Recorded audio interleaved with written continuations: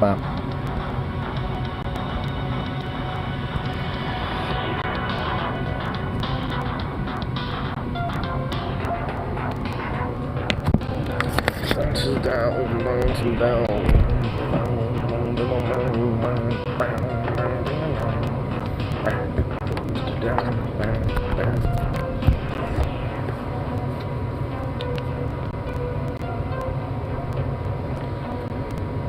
Żukow, już sweet handsome boy. Did you miss me today? You sweet little baby that you is.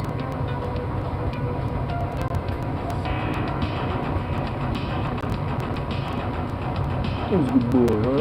Who's a good boy? I think you's a good boy. You's just a sweet, good little handsome boy. Now stop being that way. It's too much.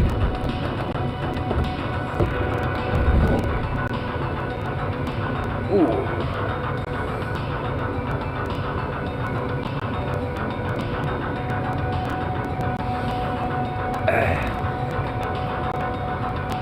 Definitely feels good to be doing that.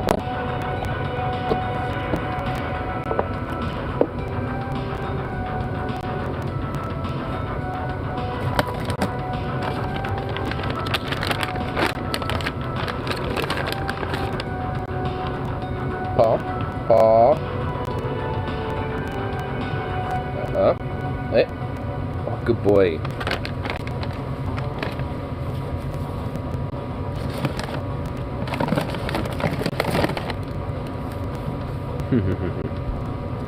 Oh, that's sweet little boy, him.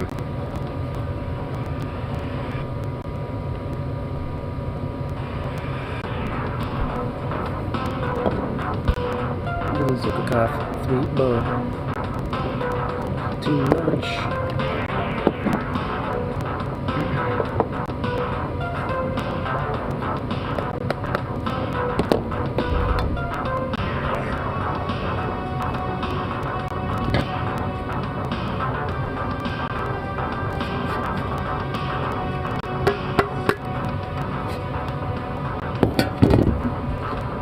Alright, time to give this lovable smoked up and get started with things on that lovely little frog.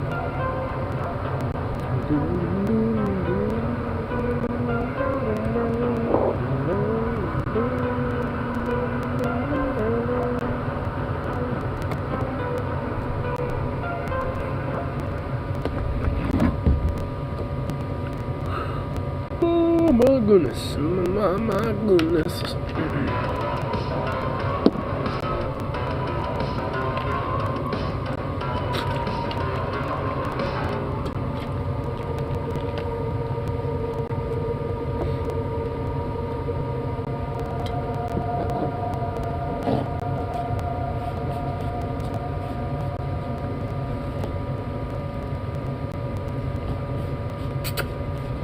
Zuckercoff. Hey, mate.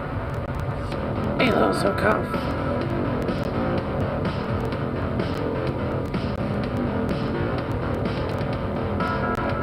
Why must you do the pawn?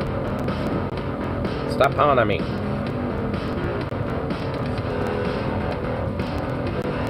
I'm just gonna put my hand on him, like he does to me.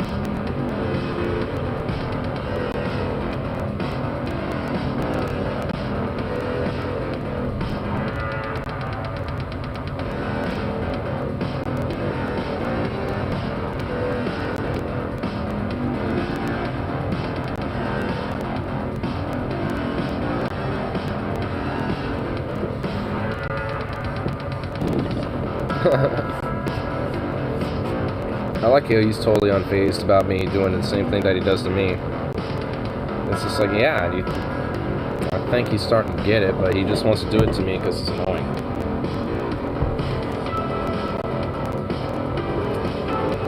Annoying little prick, that Zuckercoff.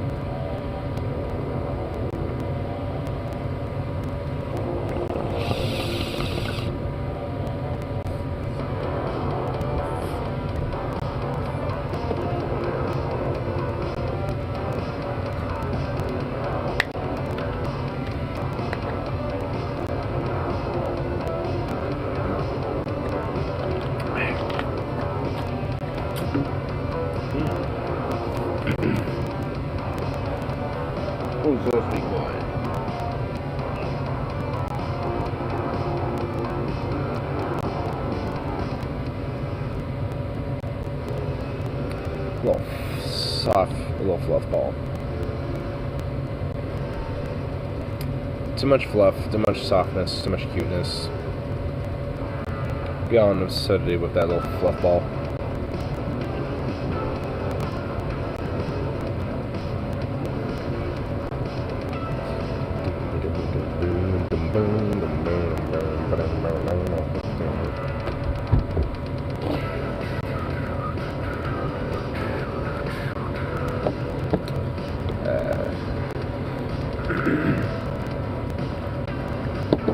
Let's see what's going on too right now. We'll be going down.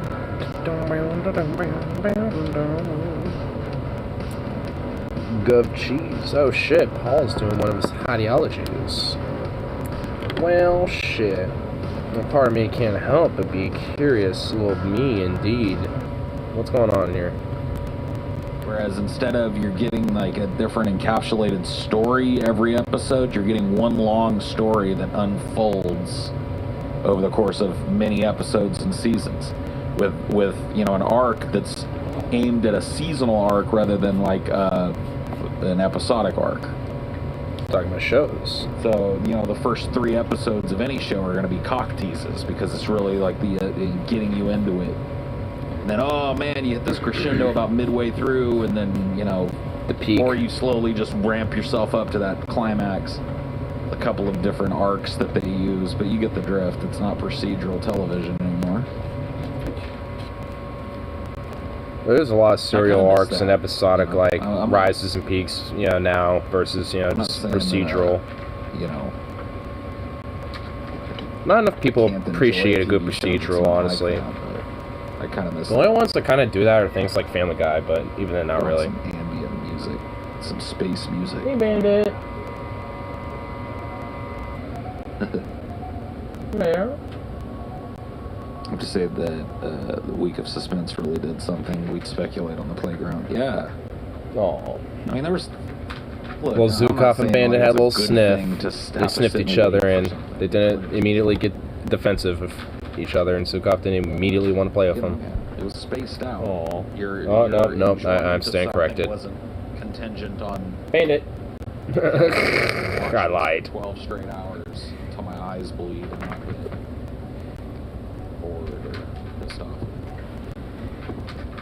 You know, even if you ran across a shitty episode of The Next Generation, you know, the worst that you thought if you liked the show was like, okay, well, I hope next week's show's not shitty like this one.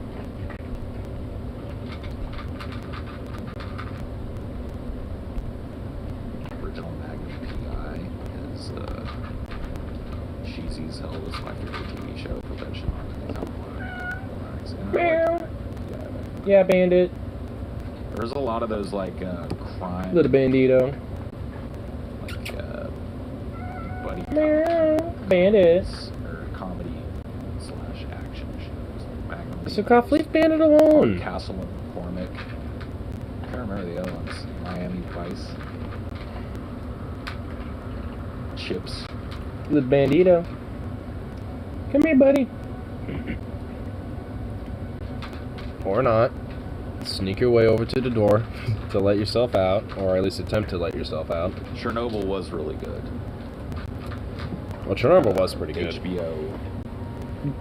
Obviously, it's a little drifted away from the actual, like, you know, real events a little bit, but nonetheless, really Chernobyl actually was a pretty good show. It suffered a little bit from slowly but surely kind of like petering out. It was kind of hard to keep that tension all the way up through it, but it was good. Hello, Mr. Naughty Priest. Thank you as always. Hope you're doing well. What a guy. What a fella. So complete me alone. Chips. Yeah.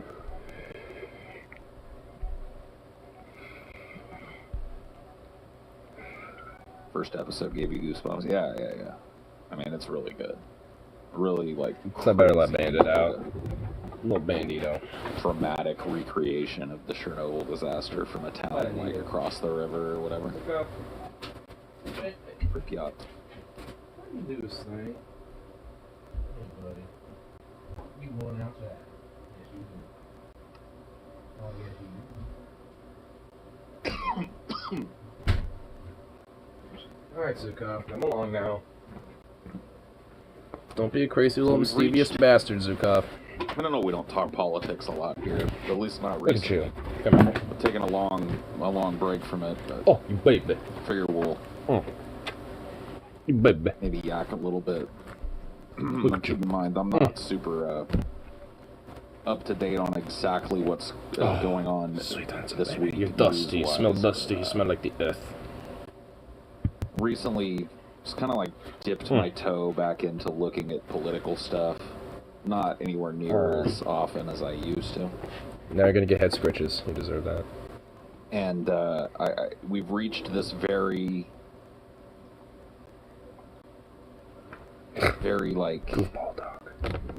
predictable point that's always so crazy making when you invest yourself in politics in one way or another, which is it's this point where like the honeymoon phase is over and people realize that they're not going to surf on will Trump woulda forever, and so people just kind of retreat into this cocoon of waiting till the next time they have to cheerlead for the Cocoon, dude. politician.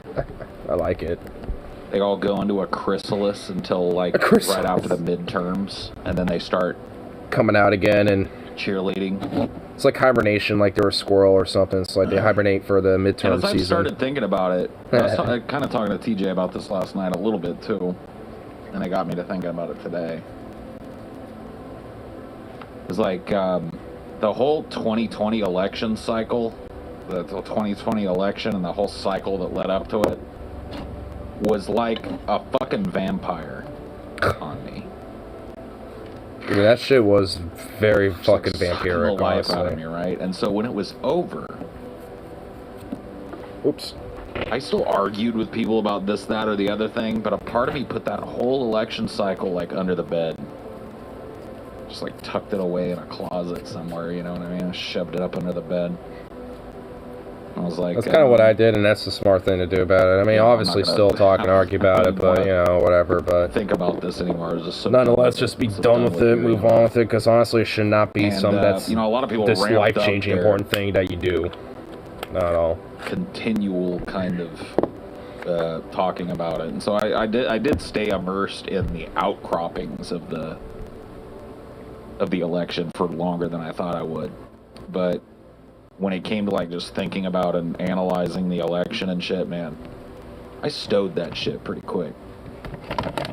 And only recently, give you one more. because I know that the midterms this year are going to mark the beginning of that again. Only recently started examining some things from that time.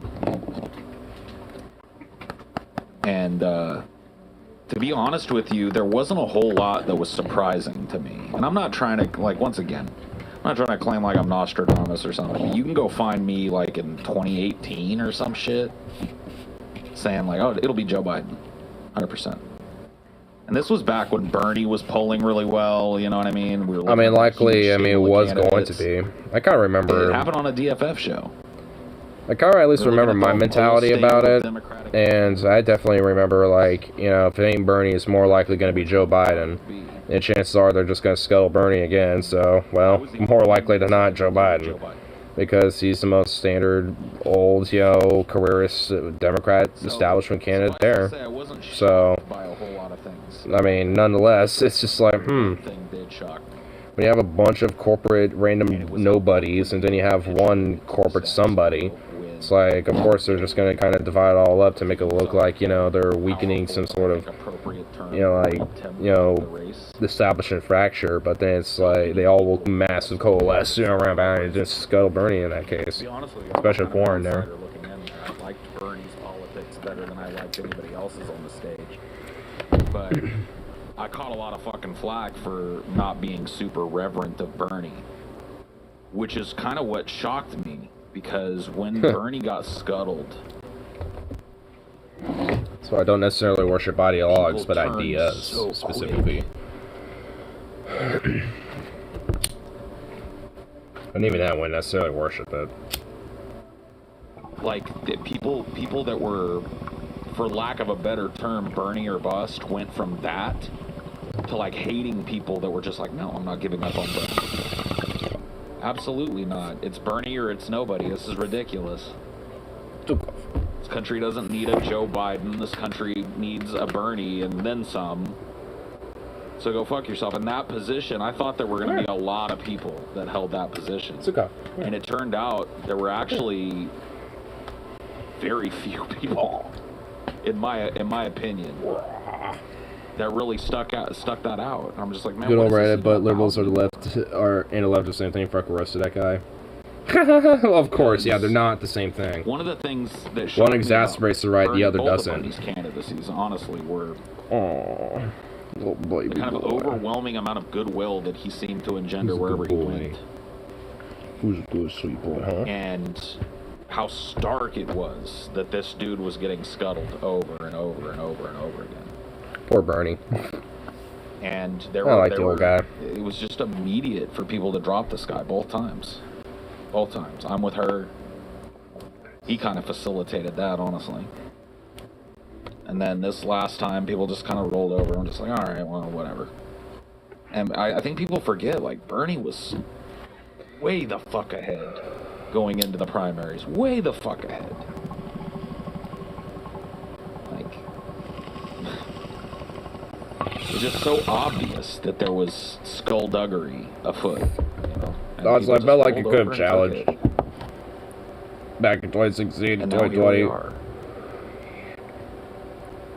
Honestly, like, to hell with the idea if it, like, ostracizes him on the mainstream, because they already do. That, at the time, use him as kind of a global puppet. Claimed that he was cheated. Go back and talk about how he was not cheated. It's almost like they need to undo the narrative that Bernie was cheated to justify continuing to soldier forth in the direction that they're going. Like, as if Bernie was cheated, then there's no way we can support Joe Biden, right? But if that was the true will of the people, then hey, what can you do, man? What's a superdelegate? Definitely the voice of the people, right? Monday Massacre. Forget about all that. It was the will of the people. People wanted Joe, Jack. That's what it was. 100%. The DNC hate progressives pretty hard. I mean, they always are going to. There's a lot of fucking DNC affiliated people that label themselves as progressives. That's kind of purposeful. The DNC, I think, loves to flirt with progressivism because they know that it's populism. Yeah. They know that it fires should vote for the other Biden, Jack. Exactly. Somebody out there talking about Medicare, or somebody out there talking about fucking forgiving student loan debt. Somebody out there fucking giving people a release valve to, you know, talk about how frustrated they are with fucking billionaire class or whatever. They like that. Oh, they used that. They coasted on that goodwill that Bernie gave them, and then... I mean, the whole point and the reason why they flirt with the progressives is because then they can make the progressives more complacent. Bernie, clear favorite candidate. I mean, that's kind of the main, that's the main reason why they, you know, flirt with progressivism is because they can use it as a way to just garner and funnel all that energy to the DNC and to, like, center-right liberalism. Sanders, clear favorite candidate, bigger crowds than anybody else, bigger fucking buzz than anybody else, more media coverage than anybody else. Just even if it was negative, it was still good. To the top, Joe Biden. But Joe. Or any media coverage is bad with that fuck. Hunter Biden primaries Joe Biden. And everybody acts That'd be weird if his son primaries his dad. Say what everybody should be thinking, which is like, this is a fucking rigged fucking game. This is clearly a ploy. A clearly carried out ploy.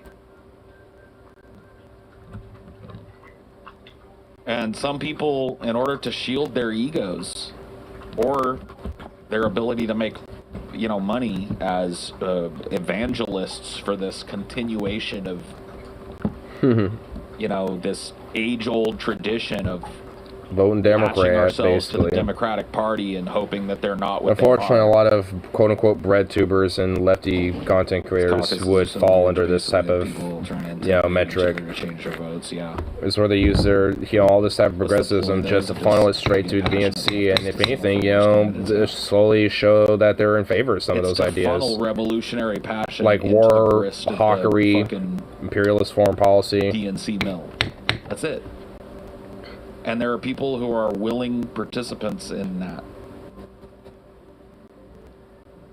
That, you know, portray themselves as otherwise. There's too much malarkey going on in administration as the new chief, whatever. Absolutely. I will legalize all drugs, use the entire power of the federal government to find Hillary's emails.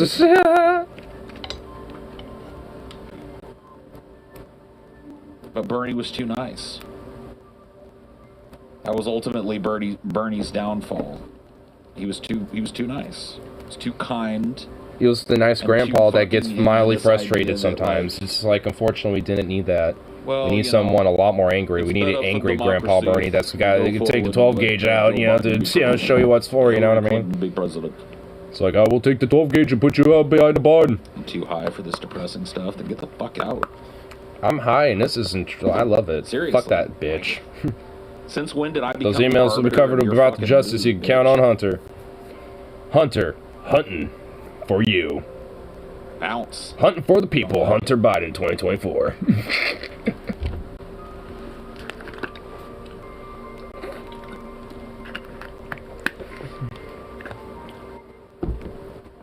We're not just seeking justice, we're hunting for it. So we can bag it and get our justice. I was For just the kind of people. thinking forward to this next electoral cycle, especially given my Honestly, this coming electoral cycle is going to be quite a wild ride. On the right wing with the Republicans and with the Democrats on DNC, there's going to be some interesting shit. About, like, all the arguing I did with people who were just absolutely convinced that I was wrong, and how all of those people have disappeared again. And I'm not going to be there for them to suck off of this time. Sukov. Like, it's not going to happen. Like, these, like, Well, Trump has it's fucking Ivanka as VP ridiculous at nominee. this point. That there are still people carrying that standard, or just being completely and utterly won't be unwilling surprised. to it. To even give me, like, a courtesy of going like, well, you were right, Paul. I mean, yeah, I said some shitty, like, you know, it's just like there were so many people, hundreds. At least. Typed shitty things, wrote screeds about me, fucking talked about how I was an agent of the Republicans or something. Dude, 'cause I some wasn't people towing still the think line. Paul's a Republican. There's got like called people that everything. legit will think other leftists Secret are straight up like Republican, a Republicans or secret some shit, or racist, right wingers, because secret Trump God forbid we, supporter. you know, just say fuck the All Democrats. because I refused to toe that fucking Joe Biden line. All because I Or just the refused Democrat line to in toe general. that It's just DNC like, line. what? I'm not gonna fucking. It's I'm not gonna like- be the whipping boy for these I people mean, when they're it's all fucking really stupid to me, where it's just like, oh, ugh, you're just kind of a secret Republican trying to sow discord. It's like, what? It's like, what chimp-based, tribalistic, like, reactionary politics is this? I get to be everybody's little. I mean, you know, it's not just that, too, but there's also like, oh, you know, they're just a tanky, or they're just an anarchist, yeah. Whatever, they're crazy, or... There's just all sorts of, like, dismissals of shit that people will use just to rule off anything and everything that you'll potentially say. Just because, oh, you're a tanky, or oh, you're just a secret Republican, or oh, you're, you know, this or that. Yeah, it's just ridiculous. And really fucking stupid, I'm done honestly. with that childish ass fucking nonsense. It is. True. They're just Childish trying to have access shit. to me. That's just all there is to it. I'll Hiccups. talk about it. You make no fucking bones about it. I'll fucking talk about it. I just won't see a goddamn thing that anybody has to say about what I have to say about it. No social media bullshit. No checking that shit. No I mean, that's posting that better, shit, no honestly, in the responding long to any run. of that shit. No reading any of the fucking comment section. Just throw out a hot Gotten take off of and that. just, you know, fuck everything I else read off. comments on our Patreon videos now. I don't read comments anywhere else. YouTube may as well delete that shit as far as I'm concerned. It doesn't exist. There's just You know, Too much I'm not bullshit. gonna do it. I'm not gonna waste my fucking time. I will say what I think, and people can run around and say whatever they fucking want. It's just they're not getting it from me this time around. They're not getting the. I guess luckily I'm satisfaction small enough cucumber that doesn't fucking matter. But that's how I like it.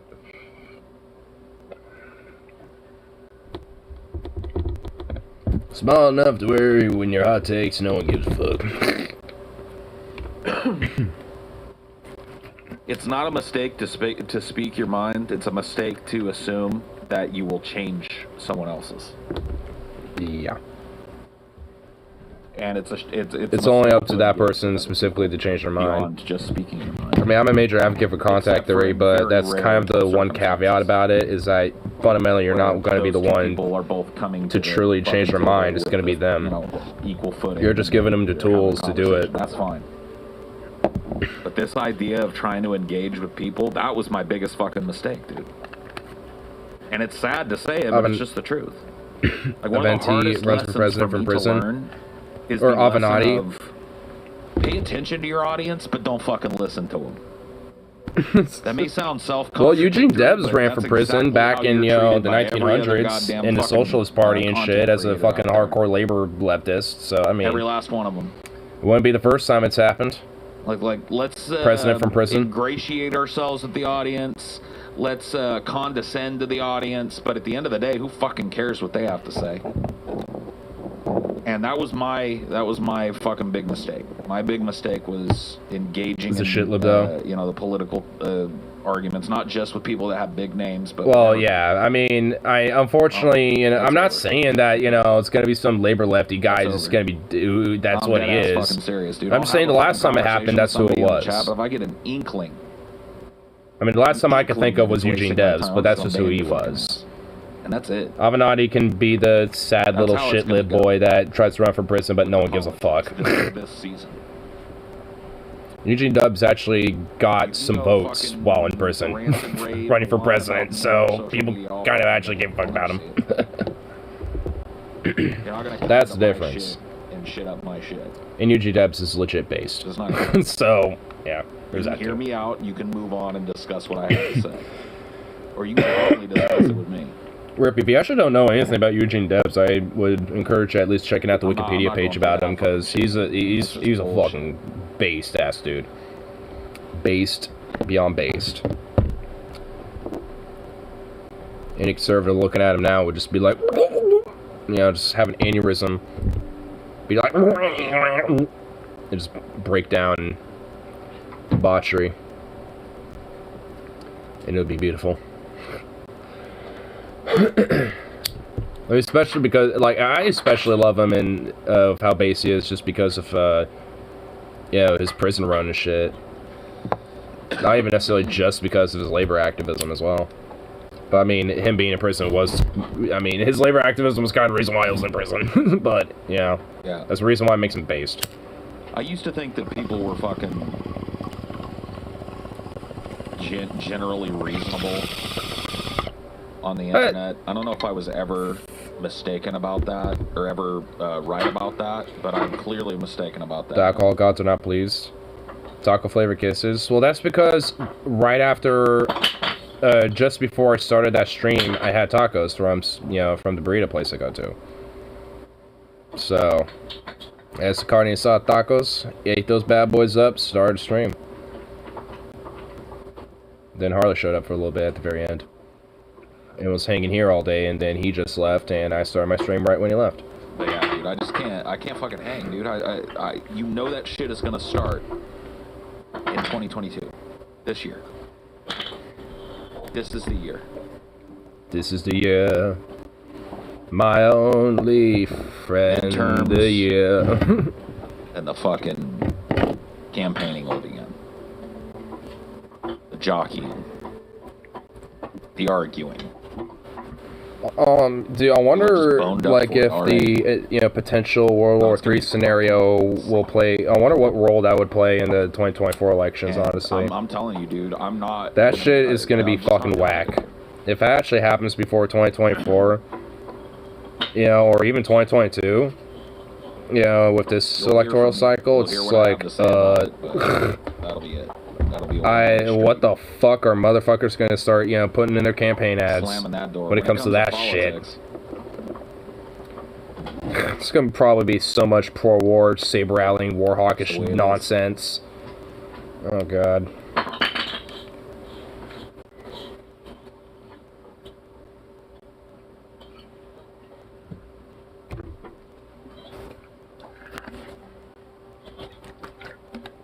I think we'll see more bottom-up violence like January 6th or some of the more rowdy BLM riots. I don't know. We shall see. Maybe. We shall see if violence gets exported up the hierarchy at any point. I mean, I think that the fucking time is ripe for it. Yeah. People are stressed to the fucking max. And if the World War III scenario breaks out, there's going to be a lot of instability of power grabbing. If there's a hypothetical scenario where the U.S. is occupied. Like, here's the thing. Occupied territories are immediate power grabs areas. I'm not going to be spoken to. There's going to be, like, you know, a reestablishing of, you know, whatever government, you know, could be, you know, cobbled back up. It's not going to happen. For the state. Dude, there are people that for cities, etc. Because guaranteed, you know, some, you know, politicians are probably going to be either in hiding or dead or whatever. This ain't about disagreement, but I sniff one bit of bullshit coming out of you, and you know what? That's a one-way rule too, by the way. I'll call you whatever the fuck I want. If you're looking for hypocrisy, there's where you'll find it. Same here. Because I don't plan on fucking treating you any differently, but I'm not, dude, I'm not gonna sit here and be your fucking cum sponge again. I'm gonna watch you roll around fucking 2 years later and come over to my side and come to me for fucking support. Oh yeah, it's cathartic to hear somebody tell the truth about what's really going on, man. Especially if your dumbass fucking is intending to just get fucking riled up for it all over again. Up once again into this whole process. You're gonna come at me. So many people will be like that. Reduction fucking shit. I mean, it's unfortunately sad but true. Honestly.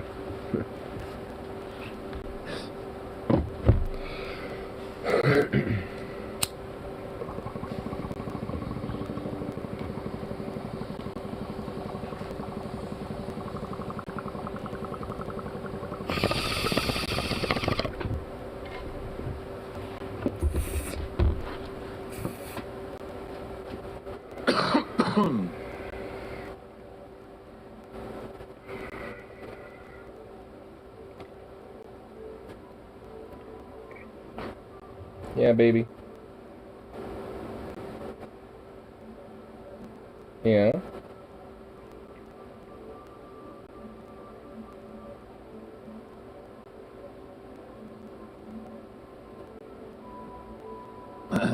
If I don't vote, how am I supposed to get selected for that sweet, sweet jury service? Oh, yeah, jury service. Oh, so exciting, jury. Fan-fucking-tastic. Oh, amazing, dude. Just awesome. Jury duty.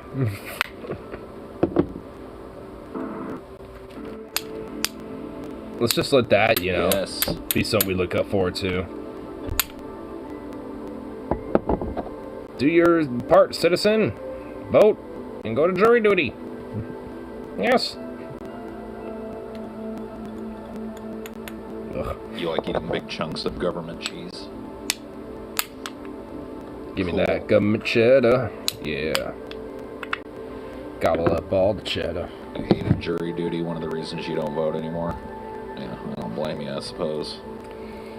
You know what? That is kind of a jury duty, but it's definitely not something I would want to do again.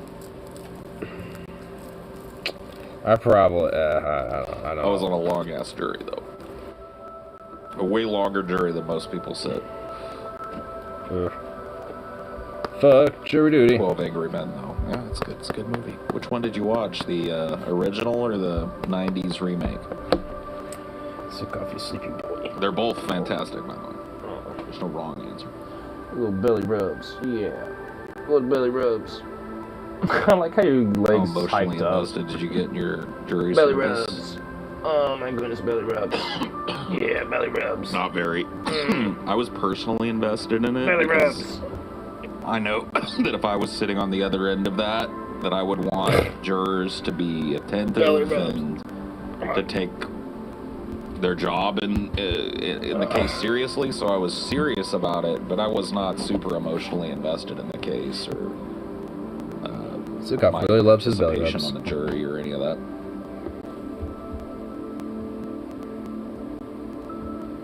Oh yeah, the 90s remake is fucking fantastic. They're both. I mean, part of me wouldn't mind jury duty, but on the other hand, it's just like, it's all this like meticulous bullshit process, and you can't like talk about it to anybody. And it's like, I mean, over but 6 I'm months. also, It was like 7 months. I'm kind of a guy that likes talking about weird, was on cool that shit, especially if it's things like that. And it's like, man, So yeah, half a year. well, I guess you could talk about it after it's all And I had said to and leave done, before but it- I mean, like, oh, it's like, fuck. I probably won't be able to shut my mouth at some point. You also can't talk about it to any of the other jurors either. At least It was a civil trial too. It was off absurd. time. Like You an can do it absurd during the waste of jury at time, but not if you afterwards Like my or opinion. before. The entirety of that case, I don't know who was mismanaging it. It had to be the judge. The judge is really the person to blame for that sort of thing. But that case was just being allowed to be dragged and dragged and dragged to the point of absurdity by the lawyers. Would that just the be a whole money jury pit? Was so happy. A court of attrition, when, basically. one of the lawyers would say, "Can we approach, Your Honor?" And he would say, "No, we're going to continue this testimony. I've made my ruling," or whatever. Like all of us wanted to cheer in the jury box because they were just such obstructionists. It's one of those things that I think a lot of people don't realize about. I think a lot of court cases are that, or try to be that, depending on, you know. It's a judge's job to suss out the real objections from the time-wasting ones, and I don't think this judge did a very good job about that. It's also a judge's job to schedule things and to oversee this, you know. That's probably why it really dragged on so long. Ugh. Appearances, and he didn't do that. Sound like an incompetent judge. Or didn't enforce it when. Or just didn't care about the case. I don't know. The judge was a no bullshit type of guy, but I really don't. Was he though? There's just absolutely no way that jury needed to be fucking as long as it was. As far as I know, that jury was impaneled for 9 months. So a further 3 months after I left it. Oh, fuck that. Before they settled. I'd probably be okay with it. Can you imagine Then they being on a settle. jury for 9 fucking months, and then one day you show up to jury service and you're like, "You're free to go." They settled. It's You're okay. like, what do you mean I'm free to go? I haven't done anything yet. No. They settled. The parties in this matter have settled. You're free to go. Thank you for your jury service. It's like, what? So basically... Do you get paid for jury? Like, that's actually something I want to know. Never mind. Because if you don't get paid, this be low-key some bullshit. I was pissed that I had to leave. Especially if it's like a settlement. It's like, what? It's like all this for nothing. School full time. What? And you know what I mean? There was no way I was postponing that for an indefinite amount of time.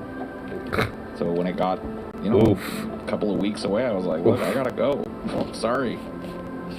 I got a hardship or whatever here.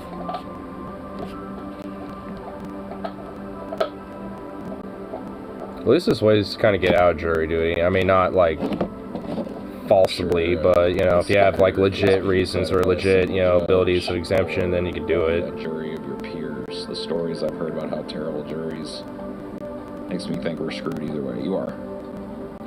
You can only hope for the best, man. If you're in a jury trial, your life really is in the hand of your lawyer. And make no bones about it. I guess that's the best thing that I can tell you is, like, if you ever have to face a jury for anything, you fucking sell your soul for a lawyer. You get the best lawyer that you can get because your life is on the line. Their ability to... And it's not just what you see in the movies either. It's not about being a fucking you know, crazy trial lawyer that puts on a big performance. That's fun to watch. You know what I mean? It's very fun to watch in a movie, but it doesn't happen. Real life tends to be a lot more boring. This is kind of an obvious thing, I would imagine, including in courts. How fucking pissed off. That shit looks beyond boring as fuck. Sitting right there seething. It's like, ugh. Every day. I mean, every now and then looks like there's like some interesting shit that, you know, can happen, but I mean, usually a lot of that tends to be in very high profile cases, but usually in the hours and hours long shit that happens, usually it happens every now and then throughout hours long, you know, appearances and shit. And so would yours. So collectively it's more like maybe 30 minutes entirety of crazy shit that probably happens, or at least intense shit, or, you know, more, you know, interesting things that happen versus like, you know, 6 however many hours of it going on. Usually has to do with the fact that they're absolutely, completely, and utterly swamped. So, you know, on one end you have high-priced private lawyers, and on the other end you have overworked civil servants who have a stack of cases on their desk as tall as the fucking Eiffel Tower, and you're just one of those. So they do their, you know, their best for you, but their best for you is, you know, 1/100th of their power as a lawyer, because that's how much time they had to look into your shit.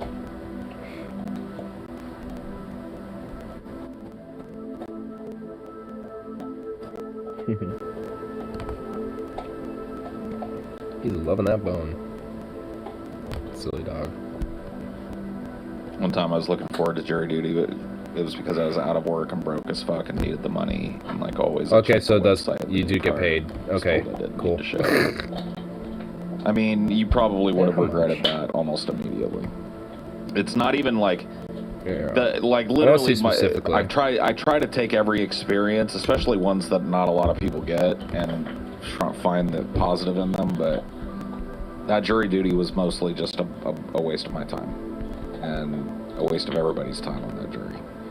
And even if it hadn't been a waste of time, even if it had come to fruition, there was no way that trial was going to be competently decided. Jurors are entitled to $10 a day for the first 2 days of service and $25 for the third and subsequent days, unless otherwise provided by the terms of an employment agreement. From day one, and that's everything you're cautioned against. Like, you're supposed to set aside.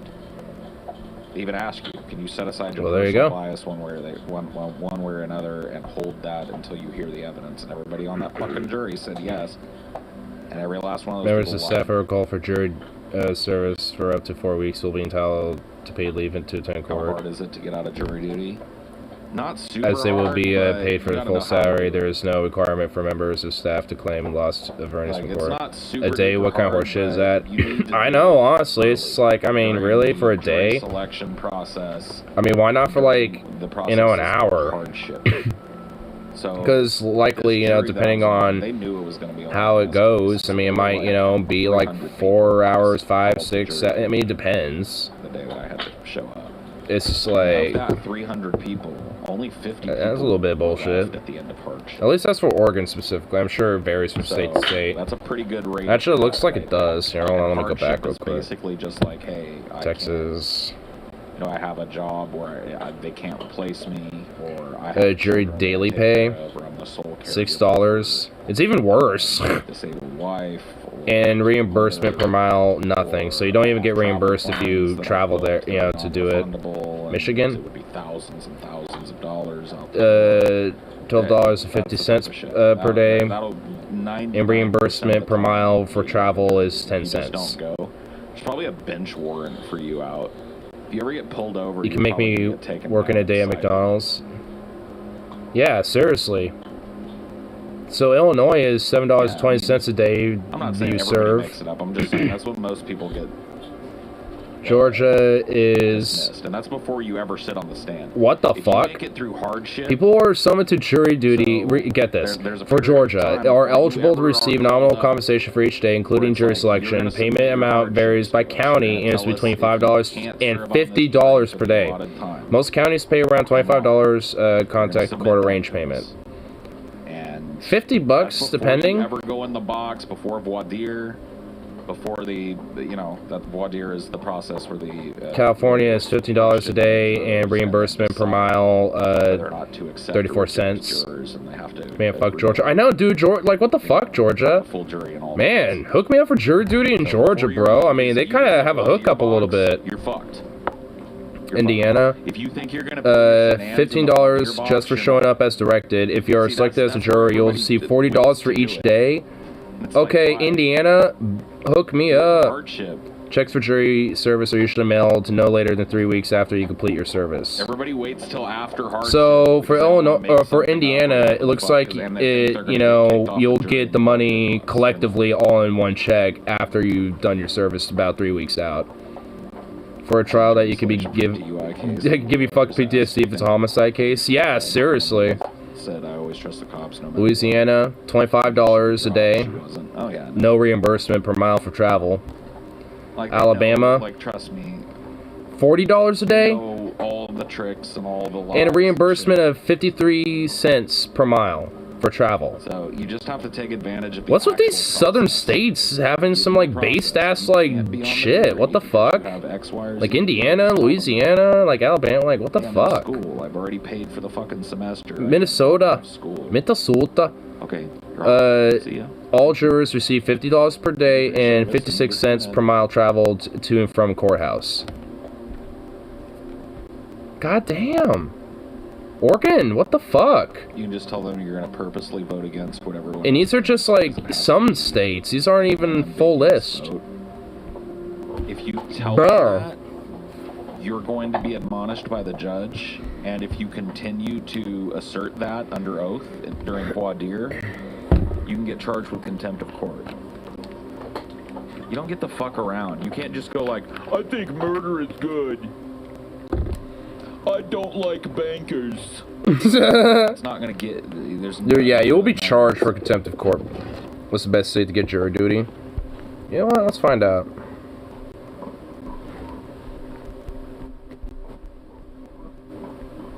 Like, there's no temper tantrum that can get you out of it. So you may as well just. When you get selected and they go into the hardship phase, you just come up with a hardship and try your. Jury duty that. pay state by state. Okay.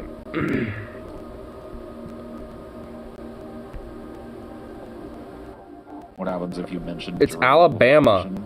Probably the same thing. No, wait, hold on. They're not going to get caught off guard. You're going to get caught off guard. Okay, so there's, let me see if that actually is Massachusetts. They've Googled the same thing that you have. Alright, I'm just gonna look up anything that's legit, just Say 40 you're bucks and racist over. Once again. Alright, so there's Wyoming, Fucking and it comes with travel reimbursement.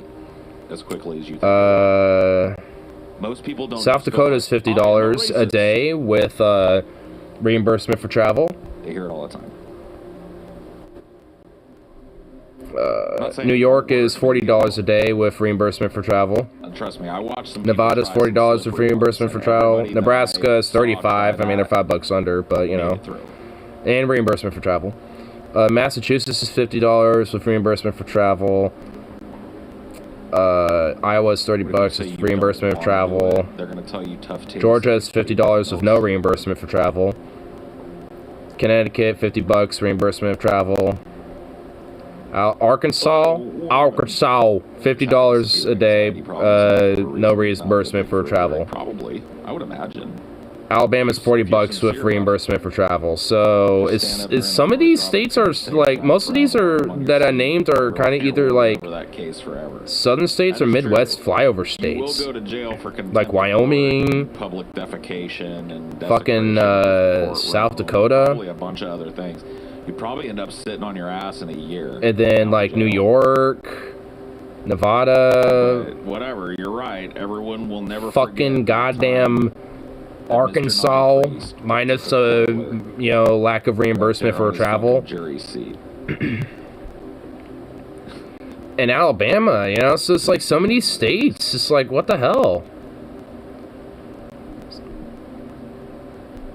Anxiety kept you off a jury. Well, there you go. See, I've been. I'm sure me being autistic would probably there was actually one keep time me when I on got juries. from Like, one oh, good, you're very jury, analytical. let go Get in there. of the jury. It's like, God damn it, that didn't work. I've told that story before, but just briefly, it was a jury case that involved a... Honestly, it's just like, at least for me, if I were to go on jury duty and it's like a homicide case or some shit, at least for me personally, I've seen some shit on the internet, so seeing photos and stuff like that of a homicide case is like, okay. I've seen like photos of Unit 731 fucking, you know, victims. I mean, it's just like, that's the least of my concerns. Chambers or whatever, and oh, wait, don't look this up. Shit, and saw my name there, and immediately let me go. So just, you know, they don't want somebody that's emotionally compromised to that level on either side. You know what I mean? And the question was so direct. Have you ever known anybody that was a victim of a crime like the one that has been described in this case? Have you been the victim of, you know, it's just like, yes. Yes, I have. And it does depend on the case, too. Not every case is, you know, and not everybody is going to have a valid excuse like that. If I'd made that up and that judge had taken me back to his little computer and looked at his, you know, fucking case record database or whatever the fuck, and my name didn't come up in conjunction with a carjacking case, my ass probably would have been in trouble for wasting the court's time. Well, if it was an unreported one, like there wasn't a case on it. He took me back in his chambers so that he could quickly look up. Just background check his ass. Jesus, dude, they really don't fuck around, do they? I never done it yet. As soon as he saw what it was on there, he's like, I'm sorry. I'm sure one of these days I'm gonna get a mail. A piece of mail that's like, you're selected for jury duty or something. At least for me, it wouldn't be Malona County, because I'm not technically in that county. So I wouldn't be dealing with shit with Portland specifically. So I get that leeway. I don't get to deal with that. Yay. Sent me out to his little secretary and she walked. So it's probably more benign shit like, Jimbo fucking, you know, stole my goddamn trailer from my goddamn ranch, that son of a bitch, and I'm suing. It's probably gonna be some shit like that. Being taken to a judge's chamber is a perfect start to a porn, maybe for you. I don't know, I don't have that hot judge thing.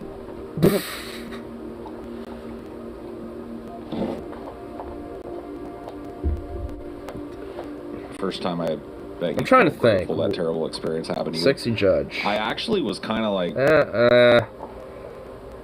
I don't know if grateful is the word. When it comes to the law, it sucked. Judge isn't really the forte. Honestly... It's more of the enforcers of that, I suppose. Or the guards. Actively. It's everything in between the judge. PTSD. The guards and the cops. And so going into a court and hearing the recap of an event and seeing a dude that was being, you know what I mean? It's more sultry shit like that. Happy about it. It sends you in decade to the Gimp dungeon. Now, if the judge was not in a traditional judge outfit, but like in, you know, some like sexual, like leather fucking like, you know, dominatrix fucking shit, or some, you know, that kid tried to say he was or whatever the fuck, I mean, yeah. Sent him to Sing Sing. You know, then, you know, they're the sexy judge all the way there. The hole and throw away the key, man. But, you know. If it's just like traditional like judge robes, then it's like whatever. Whatever. It'd have to be leather but with a robe over it. A robe that could just be easily like a silk robe actually. Oh, there we go. Silk. Some silk robes. So it has like a nice little like shine to it too. Jury duty. And it's soft to the touch. Duty. Give us a ghost story. What am I, your fucking dad? Your pops. Alright, I'm not your crazy uncle on a camping trip, alright? Yeah, you are. Fuck you, Paul. Besides, the only ghost story I know is far too scary for you. Tell it. He's probably gonna make up a story. Carjacking plots triggering for you? Not really. Like, to be honest with you, it was more, like, for me, it was more normal. Paul's everyone's crazy that uncle. I had to get over. Low-key, I've though, talked about it before. I also could see Paul legit Like, it was more like be like a crazy uncle that I had to in, learn like in the family. deal with in a normal way again. Like if I had, you know, if I had basically, okay, this is gonna be weird, but if I had like a literal identical clone of Paul, who was like actual, like a biological uncle of like my dad's or my mom's side or some shit, and he was, everything about him was essentially the same, I would believe it. Even in appearance too. Like I can, you know, kind of like, cause he's got like a lot of that Northern European muttness too, of like some of that Irish blood and shit, and I do too. So, you know, he's definitely, you know, so there's definitely some similarities in that as well. So again, you know, something I can see out of us. I kind of see situations that are totally normal. Like, plus, honestly, like at least when it comes to a lot of stuff that he likes, and you know, just in general, and also when it comes to like beliefs and stuff, there actually is a lot of overlap when it comes to my own. a fucking drummer. I definitely try to, you know, refrain from like having a strong parasocial aspect to it, because I don't like literally look up to him and like, oh, you know, have to, you know, like digest every single thing and be like, oh my god, will he acknowledge this comment or whatever the fuck. It's like, you know, it's like that shit don't matter. Now, if he like croaked or some shit, I'd legit be sad and be like, fuck, bro. Now I'm gonna have to go back and archive all of his ideologies and legit like save him on like some hard drive or something, just to preserve them. Especially my favorite ones. I have a playlist. I think it's a public one that, where at least my personal favorite ideologies I have all saved on there. I need to update it. I haven't actually went through and gone through them and shit. At least the ones I've seen since I've started watching them. Which I actually remember the first one I delved into, which I think was back when it was in the Tinderbox and it was the Storytime stream. Or at least it didn't come from a racist place. It was literally... And then after that, it was, I think, the No Trolls Allowed stream back in the Tinderbox. Because I remember he talked about, like, 9/11 on that stream, and eventually, like, CIA and conspiracies and stuff like that, and I remember having a little back-and-forth chat. So, I know it was around that time frame I started watching Ideology, but I don't know what specifically, but I try to save them, you know, from there to now. Or at least the ones in the past, you know, prior to that too, that, you know, I'll watch and check out that I end up liking. Or even worse, so if he acknowledges it and calls it stupid. That's happened. I've been timed out in this chat before, so I've gotten everything aside from a ban, because I'm at least not dumb enough to do that. I'm not dumb enough to ban myself, you know, with something that dumb. But nah, it's like, there was actually one time where he was talking about his mom and like how she would be like, pizza, or peaches, or something like that, whatever. You know how mamas are. Yeah, my mom does the same thing for me. But it's just like, and I did like a super chat that was something equivalent to that, and he just kind of stared at it and it's like, shut up. He just said that was it. I'm just like, fair enough. You know, it's just like, fair enough. You start berating yourself for that. I've had a question called stupid, but I've not gotten timeout. Yeah, I got timed out once where, yeah, I think, I posted a comment, it was actually in agreement with Paul, but it was like, you know, I don't want to talk politics on the stream or whatever. I'm like, you know, we don't have to talk about it like every fucking night and blah blah blah. We talked about it last stream, you know, and I'm like, and you know, it's like, yeah, you know, I was basically being like, yeah, but like it was something, you know, along the lines of like, I honestly forgot what it was specifically. I just knew literally the word politics was in it, and that was pretty much the trigger for a mod to time me out for a minute. Because they're like, I'm going to start timing out if people mention it. Yeah, it's like, and it was pretty much like shortly before that comment was posted is when I sent mine, and it was like, oh, okay. But it was just a timeout, so I was like, whatever, I'm not gonna fucking be like, what was that for, or some shit, because that's how you, that's a ban, so. Don't need none of that shit. I'm aware of his laws, and try to abide by them.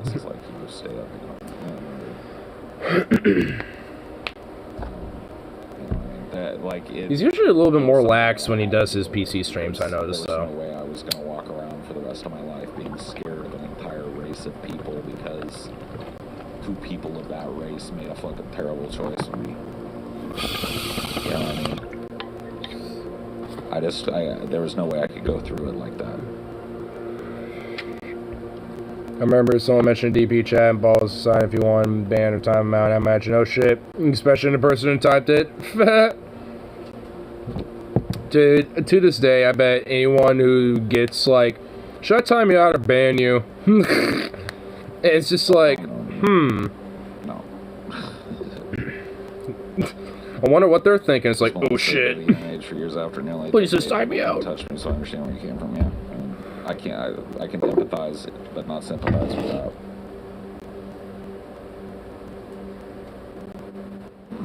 It seems you're doing much better. Yeah. Oh yeah, dude. I mean, like I said, it took work. It's actually kind of overhearing Paul's whole thing about like this carjacking. I'm talking about the kind of the more racial back because of people carjacked him, being black and shit. How that can usually is fuel people's racism in the past, but not for him. I've actually had a similar experience because for like 6th grade to like at least like sophomore year of high school, like there was this black kid who was kind of like a wannabe insecure jock type that was also kind of quiet. And he would just basically look at me as kind of like the bottom of the totem pole when it comes to like the bullying hierarchy, and just try to fuck around with me and shit. But I just like, I mean, it was to a point where I just legit kind of like looked at the dude with just utter animosity, and a few times were legit, I'm like, where in my mind I'm like, I want to, call you blah blah blah because you're just you and you fucking but being an edgy little fucking kid, it's just like that type of person, man. I understand that, like. And honestly, looking back at it, at least with some of my mentality about, I'm like, I could have easily, cultures because of something like dealt with, him with at least certain elements. Which honestly, for sophomore, I think was the last time because that was around the time where some of these shootings were starting to kind of really ramp up and be talked widespread. And he straight up was just like, oh, I could take a shotgun and bring it to school and just blop you or whatever, just or some edgy dumb fuck shit like that. And it was in the middle of a class or whatever, and I mean he was being quiet about it, obviously because he didn't want to blur out too loud. But I was like, what? And I just started yelling, like, you fucking said what? Like, you think it's okay to just, like, say and repeated what he said when this shit's been going on or whatever? And so immediately everyone just stopped and looked like, what? And we're like, okay, we'll let him, and I think they were more impressed with my rant because they didn't stop me until I finished. And the other dude was like, kind of shrugged or whatever and looked like he was having like this little smirk grin or whatever, for what I remember. And then at that point, one of the other teachers, pull off the side and, put the other kid off to the side or whatever. And then just everyone else was just like, whoa. But, actually the teacher was talking to me, was actually moved.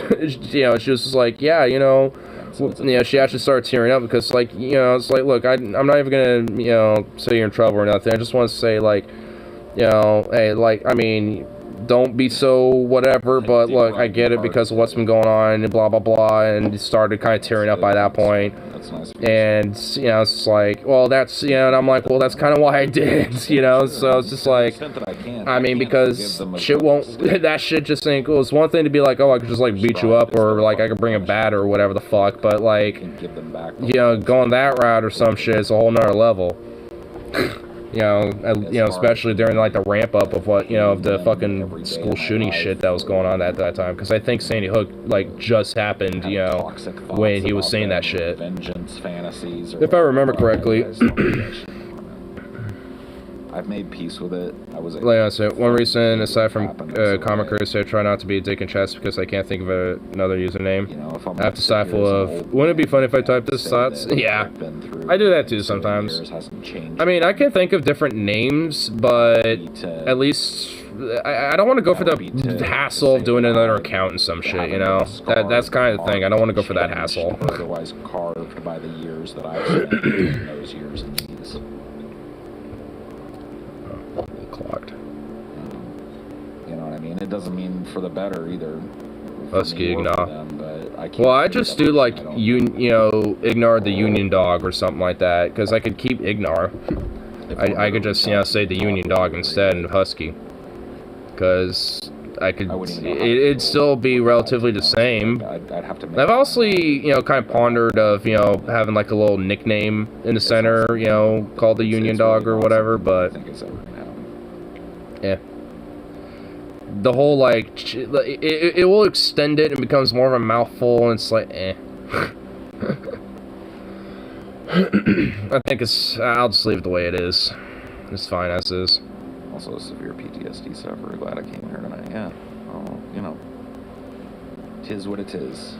PTSD made me hate so many types of people, but shrooms, LSD. Honestly, so I don't necessarily have PTSD for the shit that they're talking about, but I do when it came to protests. Good things.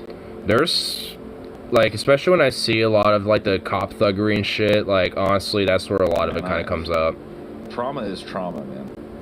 And, especially when I see, like, a lot of the fucking mass protests, and I see, like, the tear gassing and shit. There's a lot of different things that I've directly seen that really kind of, I mean, honestly talking about it's actually doing it right now.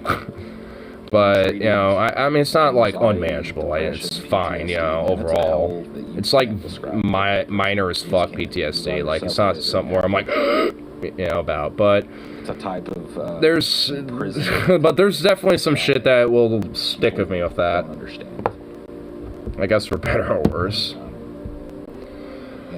There are far worse things in the world. But, yeah, I mean, honestly, I mean, you wouldn't think, but, like, just doing, like, going through those protests and shit, I mean, you see some crazy fucking shit. Straight up. Like, crazy fucking shit. Like, the ignorance and blindness. Honestly, I think the most craziest fucking thing was actually, like, how, like, some of these motherfuckers will try to run people over with fucking cars and shit, is actually seeing that firsthand. I think that's what, probably sticks with me the most, because that fucking night after that was just fucking insane. Honestly, I think that specific stream that I did, because I streamed that night, I think that very specific shit is actually on YouTube. I think that's one of my, older streams. But it's a different thing to get over what you're talking about, It's a different crime. It has... Plus, just people without gas masking and shit, literally in the thick of tear gas, for all intents and purposes, choking and dying. It's not like the other. And literally dragging them away from it. Shit like that. Getting shot at by cops. Well, not literally with real bullets, but... I mean, And honestly, my right leg is still fucked up from that. Rule your life, and it's another thing to one of them, one protest, that's one of the times, either like in early 2020 or late 2019, one of them got my kneecap straight up, so ever since then, every now and then I'll get like a little bit of a bum knee. And shit like that, so they could send me to people. Well, this contest, the cops trying to run people over, we consider the car maybe felt threatened. It wasn't a cop, it was actually another person. Actually, I know the context of what I saw too, because it was apparently there was like an ex-boyfriend or an ex-girlfriend. There's a partner, like, okay, like there's two people that broke up, and they obviously hate each other at this point. And one of them was, knowing they were going to be there and was going to essentially, well, try to either fuck them up or kill them. And basically, if other people are stuck in a mix, well, fuck it. I mean, and to a certain extent, there was like a lot of I gotta tell you, crazy like in a house where there was lots of shit with like what happened after that fact, like I said. But basically, like the dude found out where they were and shit, and basically turned this fat corner and started creaming down. I don't even think he even got the person he was trying to target anyway. So much escalation, just like 3 or 4 other fucking people. And so much shittiness in my relationships. So, only I mean, it wasn't even necessarily like, you know, Proud Boys or at cops this or anything age, necessarily. It was just you know, like a fucking, 4 or 5 years. you know, have I it's gotten to a like point not where even I'm related to any of the shit politically. ruled by that angry part of me. Just fucking domestic spite, And man, that's vengeance a hard bullshit. fucking thing to unlearn. Dude, I get Which I guess I'm glad it wasn't like some Proud Boy shit, but nonetheless. Hate it with an absolute red hot fiery passion. I don't want to fucking have that kind of argument with anybody ever. And when I do, I just feel bad about it.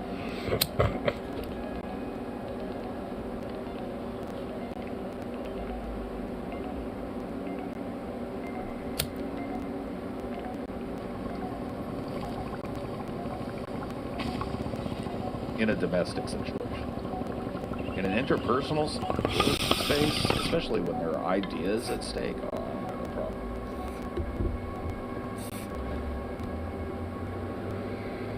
Some people may disagree with me, but to me, that's an appropriate direction of that kind of fucking aspect of my nature. Definitely couldn't date an Italian girl. I was actually married to an Italian woman. I'm married to an Italian girl now. Couldn't date an Italian. What is this Italophobia? Yeah, I think I can be. We need some Italian representation in here. What the fuck? I think vitriol has a place. I can't date no Fredo. Oh! Philosophy, sure. Why not? Why the fuck not?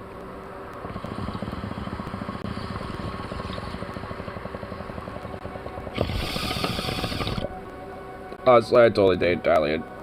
Think of the amazing food. Force me into a doormat position with some early relationships. It's not. And I won't even be like, outrage. by the way, man or woman for me, at least it doesn't matter. But it's just like, and I won't even be like, hey, can you go in the kitchen and make me something? I'll be like, hey, let's you and I go in the kitchen and figure some shit out. Let's make something. It'd be a companion-based type of thing. Yeah, I'm a little bit of a culinary aficionado. You think I'm just gonna fucking, you know, just sit there and watch? I mean, that's nice every now and then, but I mean, you know, I gotta fucking, you know, I gotta partake a little bit too. The itch is, you know, gonna be, it's gonna be too strong. Whips a gun out or brings a gun in or has a gun. Like I see some cooking going on, my itch instantly is like, ooh. I look at those things. You know. I guess that's why they have like kitchens, like, you know, kind of stuffed away, because, you know, the customers are like, ooh, I want to like kind of cook a little bit. I want to go in there. Because I totally would have been like, what y'all making? Is that mine right there? Cool. What's all this? Sure, yeah. I mean, it's probably rude to call Like that Golden person an Ramsay. idiot, too, Start but, critiquing their shit. you know, philosophy is a battlefield, man. Not everybody. Philosophy is battlefield. You know, you gotta be prepared to deal with people like me in that arena. But you shouldn't deal with it in your home. You can turn me off, you know what I mean? You can fucking eject out of a debate with me. You can never watch me again. But you yourself are Thailand. No, liar. Ask yourself, would you go salad or breadsticks of Olive Garden? Dear God. There's a total impermanence. Well, the breadsticks are endless, so I mean, don't you just normally just get breadsticks? Like pisses me off just get salad and just endless breadsticks. Boom. How that's how I do it. This show negatively affects their mental health, as if it's my job to coddle their personal mental. Like, look, dude, I don't fucking ask TV shows not to, you know, show things that may trigger my fucking anxiety responses and shit. If one of them does it too much, I just stop watching it. You know? I feel like that there's a positive aspect to people being more open to talk about their mental problems. And I try and do that. Do you know Italian McDonald's serve beer? What? Because I think that too few people are willing to. Man, that's okay. What the fuck? That being said, Italy, mamma mia, sweet the baby bays. Has had some deleterious effects. Magnifique. One of those has been people are very, very quick to Magnifico. Yes. Blame other people for their mental states in situations where they had all the control. You know, it's one thing if you're like being abused by a partner you live with, absolutely. You know, they're to blame for a lot of your problems. But if you're talking about a content creator, or I've definitely had like straight up people blame their emotional instabilities or their emotional state onto me. My brothers actually have done that, but he also kind of tends to have a little bit of a narcissistic personality a little bit.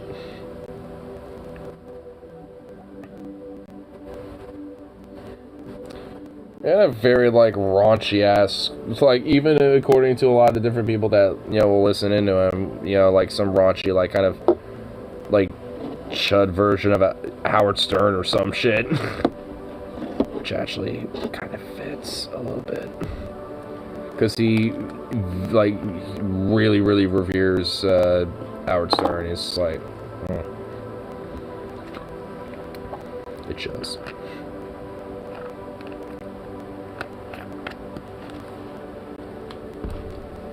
Right.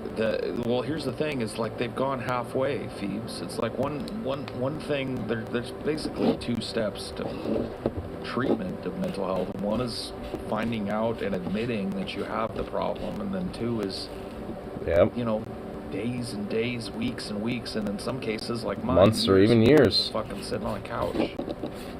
Talk therapy, pharmaceutical. I've definitely had it. Is your brother Neil Lib? Yeah. Work, and it's like, honestly, there was one point on the Portland subreddit for what my friend found once, where he actually kind of defended the January 6th shit, which honestly even shocked me a little bit. I was like, what?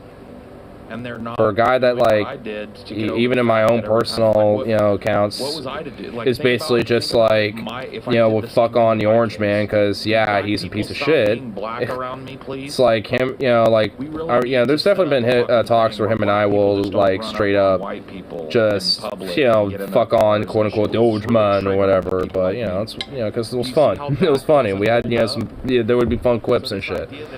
But like, I mean, when it comes to his ideas, he's a lot more of like, well, you can't be like some stupid idiot on the street or blah blah blah.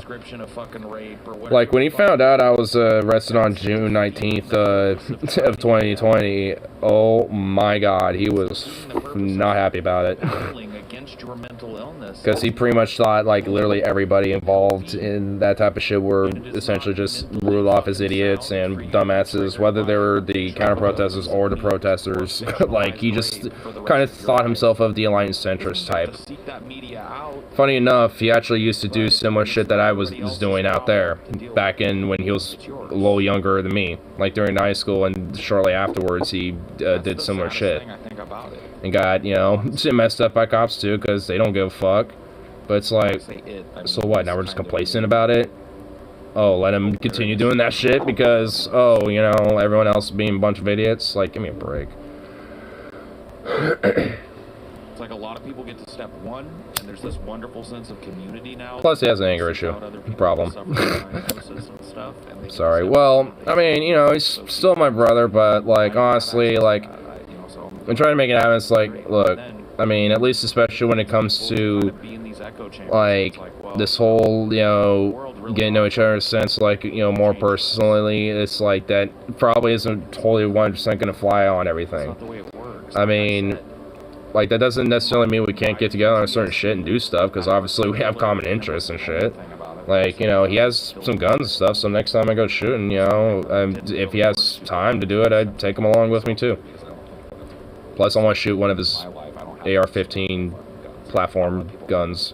I think it's like a SG-556 or something like that, but it kind of looks like an AR-15 essentially, so. But one of the times I was actually taking care of his dog, one of the times he didn't shred my hand. He actually, for some reason, just had it just chilling on his bed in his master bedroom at his old place, and I was like, oh.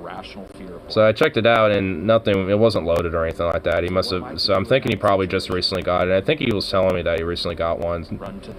So I was like, huh, I'm going to kind of, check this out. And I kind of tinkered around a little bit, get familiar with it. And, it's, I don't know, it's AR-15 style platform gun. I mean, it's pretty typical. If you, shoot one AR-15 style platform gun, you pretty much shot them all. They're not too much different from each other.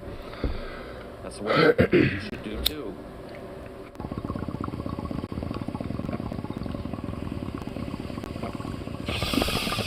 Some people get to the point of fetishizing their triggers. I mean, honestly, it's not even that, like, I don't necessarily want a relationship or nothing like that, but he needs to, like, really figure his shit out more.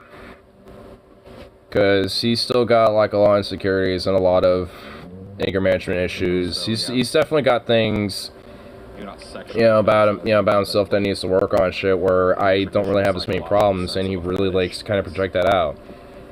And also, he does this a lot, and I think he just does this in general, not just to me, but like sometimes he's, thinks like actual honest explanations or actual fucking like valid, legitimate excuses, are just, well, excuses, and that's it.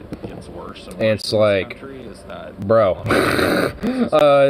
bruh, like, I mean, dude, have you, do I need to send you, like, 50,000 articles that, like, kind of explain it in, words and numbers, and more, like, data statistics and shit, because that's, because you could just extrapolate that and show, and see that materialize in reality. I mean, it's not just simple as, like, oh, just get our job, or this and that, or whatever the fuck. I mean, there's a lot more that comes into that shit. I mean, easy for him to say, considering his position. I wouldn't say it's the top 1%, when it comes to, like, general median income, but probably top 10. Use it as an excuse. Oh, I have depression. Or at least teetering near it. I mean, if he's able to buy like $500,000 homes and shit, I mean, guaranteed he's at least top 10, or at least again around that edge. Bro, he's paralyzed. Always got an excuse. Yeah, seriously. I mean, it's like, and honestly, could I find another job? I mean, yeah. I mean, honestly, that's not even out of the fucking rule book right now. But that there's, I think about other elements, and I also have like a legit like philosophy that and principles I adhere to, on top of this, outside of this shit anyway, when it comes to just working.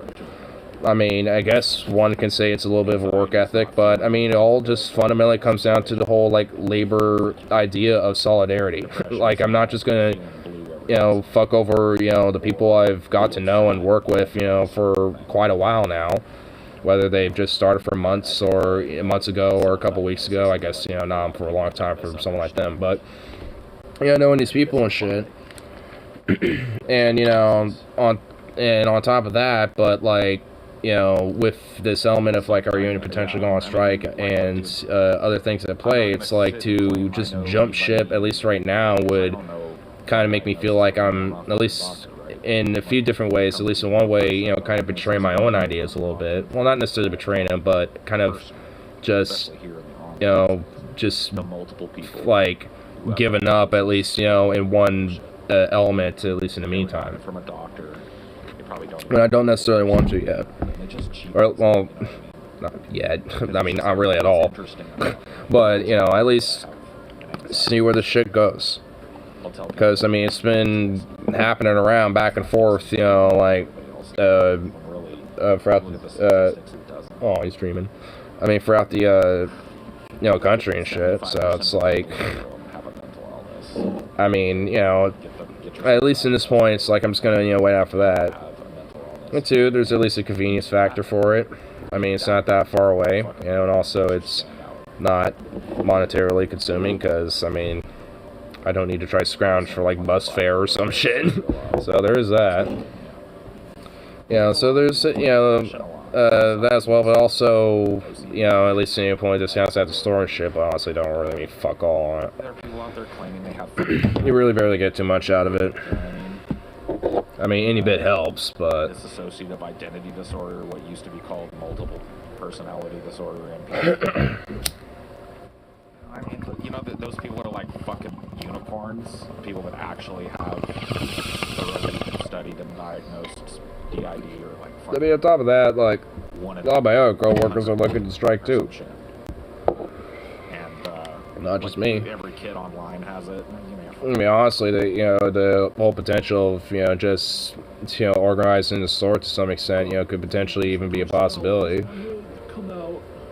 Hell, even if it's just one entire department, Here's some attention. being like, hey, can people call in and just kind of hang out outside and be like, look, we encourage, the other departments, and you can, if customers ask what the hell's going on, we can even tell them, it's like, hey, if you happen to go to meat department bakery or something like that, encourage them to do the same. And just kind of start, from there. The manager comes out, it's like, what are y'all fucking doing? And be like, the conditions are getting too fucking ridiculous and it's too absurd and abhorrent, and we can't keep it up, to your standards and shit. Yeah, because you expect so much out of us with, the little help that we get, so fuck you. Eat a dick. Here's our demands. Either meet them, or we stay out here. Good luck trying to find, people to, come in for one department where all of them are hanging out outside. People look at mental illness is one of the fucked up things about it is when you're in therapy for a mental illness, one of the things you learn is to disempower it. Not to let it rule your life, not to wear it like a badge, not to fucking hold it over your own head, not to fucking seek it out. True. You learn to fucking take away its power, to diminish its power in your life. And Still talking about mental illness. I'm kind of listening a little bit. Using that in between as my like a rant. part of your personality that you try and sell to people, and you're not even diagnosed. That's pretty fucked up. No, to self-diagnose people. I actually kind of hate those type of people. It undermines actual, medical and scientific research that comes into actual mental health and mental illness. Because if you're just like, oh, I'm this, but never actually have had a medicinal diagnosis on that by a doctor or some shit, then it's like, no, you're not. You might have, symptoms of a thing, but that doesn't necessarily mean you have the thing. It's like, oh, I'm depressed, this week, but last week I was very happy and great. I must be bipolar. It's like, no. Unless you're diagnosed, but if you're not, well, go get a diagnosis, and, but just because you're depressed one week and you're not the previous week or, not the next, doesn't mean that. It also doesn't mean you have, clinical depression or some shit. It's pointless because symptoms can check a box for 12 different things. Exactly, that too. For example, I guess this isn't, actually this does work. When it comes to, this whole shit about COVID, right? Well, as, I'm a smoker, right? So I'm gonna have a little bit of a, I do that all the time on the streams, just kind of casually because of that shit. Because I do it daily. And it's at least especially early on during the pandemic, that was one of the symptoms, was kind of like a cough, but more of a dry cough. Yeah, smoker's cough at least is a little different, but nonetheless pretty similar. And either way, if you're coughing, people are going to look at you and be like, what? By the same token, so it's while it's technically a symptom, mental health treatment, to COVID and shit, it's also a symptom of just being a daily smoker. So, it's like, oh, I'm coughing a lot right now, even though I'm smoking a bulb. Man, it must be the COVID. It's like, no, unless I got tested and it's positive, but if not, just self-diagnosing it doesn't help. I guess at least in that circumstance, self-diagnosing for COVID is probably better safe than sorry, because at least in that circumstance, that means you're probably just quarantined out of fucking, safety's sake. Like I said, it's like I'm staying home because I think I got COVID. So blah blah blah.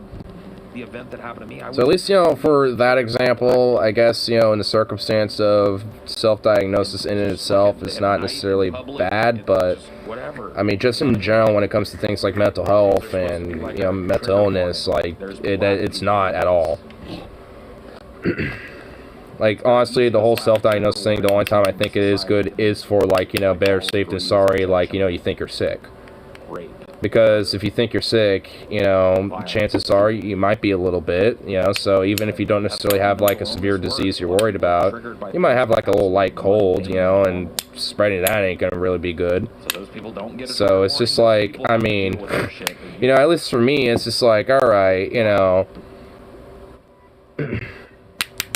there's at least a little bit of a understanding, for self-diagnosis when it comes to that type of shit. To be quite frank, had to do with those two black men. Also, on a slightly related note, as far as needs go, okay, first there's a difference between not wanting to and can't. Secondly, the anime shit is all these people got, so I don't want to risk a bunch of tick time bombs going off. If you take that away from them, just keep them safely subdued. Yeah. I mean, at least when it comes to, like, needs and stuff, I mean, there definitely is a difference of just simply not wanting to and then just, like, can't. And at least for not wanting to, like, I think, you know, for me it's a little bit 50-50. And can't, I mean, that is a little bit more sympathetic, but it depends if you actually can't versus you're just saying it. Because there's a lot of people be like, oh, you know, I'm really anxious, so I'm not gonna get, you know, a simple little job at like the McDonald's or something like that. You know, that's like right down the street. It's like, I mean, it's like, okay, that's just an excuse at that point. Like, sorry, I know plenty of people who are even more anxious than me, and you know, and I'm autistic too. That you know, work that type of shit and manage it, and you know, are fine. Yeah, so it's just like, you know, they might not be the most productive or, you know, the best, you know, at what they're doing or whatever the fuck, but hey, they get it done. I mean, it's just like, you know, it's like, you know, at least for me, there's a certain level where it is legit excuse making, you know, for certain things, but it just depends. Kidnapped by two people, taken out into a field, made to strip butt naked. 400 pounds collect Pokemon cards. I'd rather have that than another portion. Yeah. I just suggest people take a job no matter the pay. No. I mean, not necessarily just no matter the pay. People should, you know, just don't find something that's just going to be that abhorrently shit.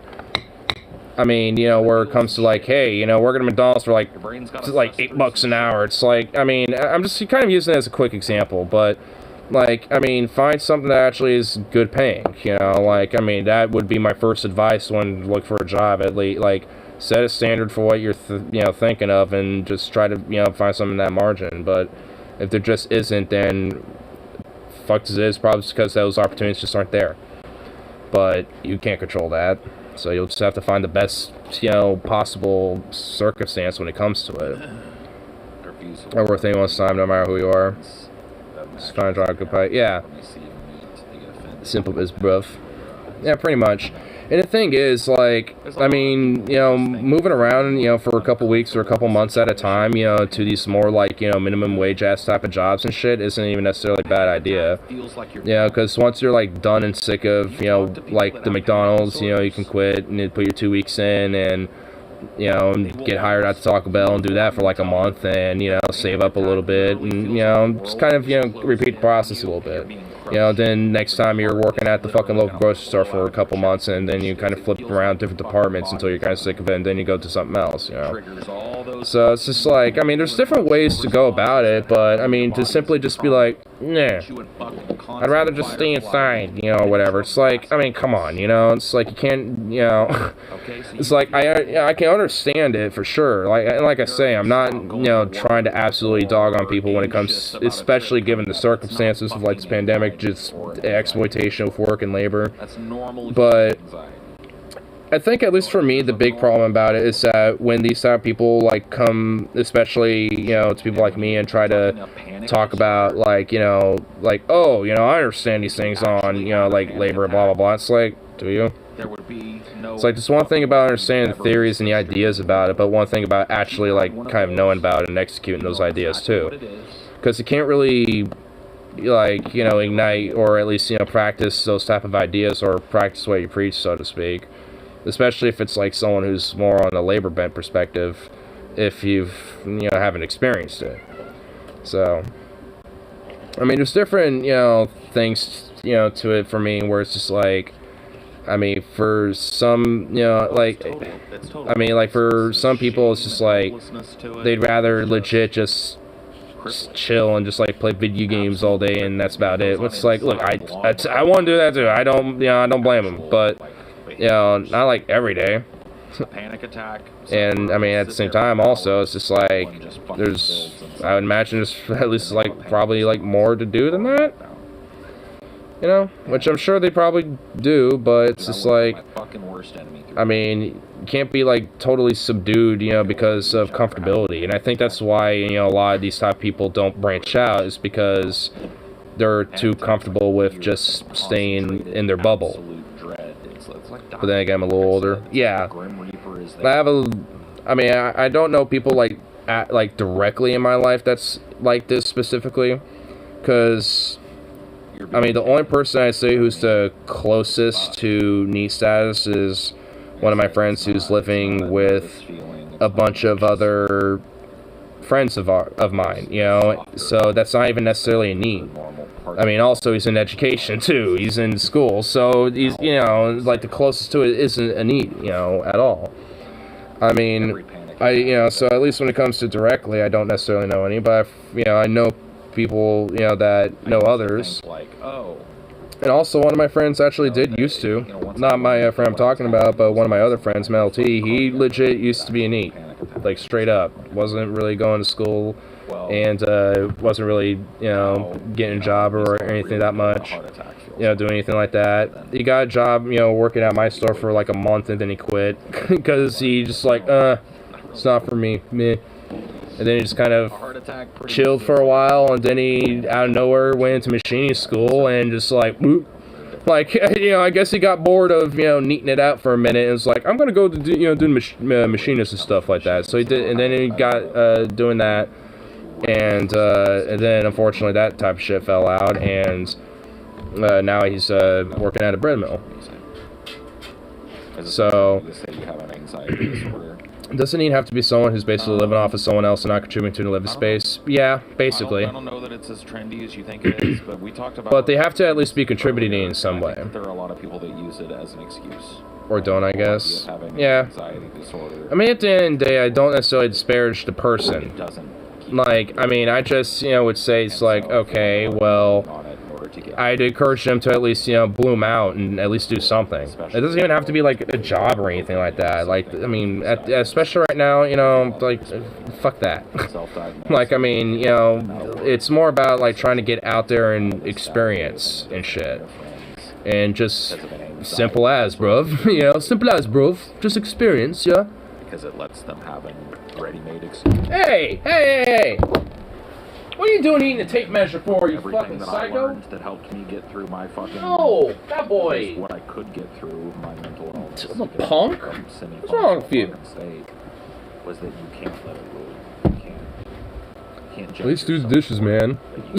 I mean, not to pull Jordan Peterson, but yeah, I mean, at least, you know, like, if it's somebody who's legit, like, in the pits, like, at, like, you know, honestly, you know, I did have a roommate that, you know, not me specifically, but I did, you know, my friends had a roommate who was, honestly, you know, if, I don't think Ripsy's in here, but, like, he would attest to it, but he, aside from having a job at, Freddy's, like, he basically was straight up kind of neating it out, because he basically would have Social Security and some money that would come from his mom, and barely was working that much anyway.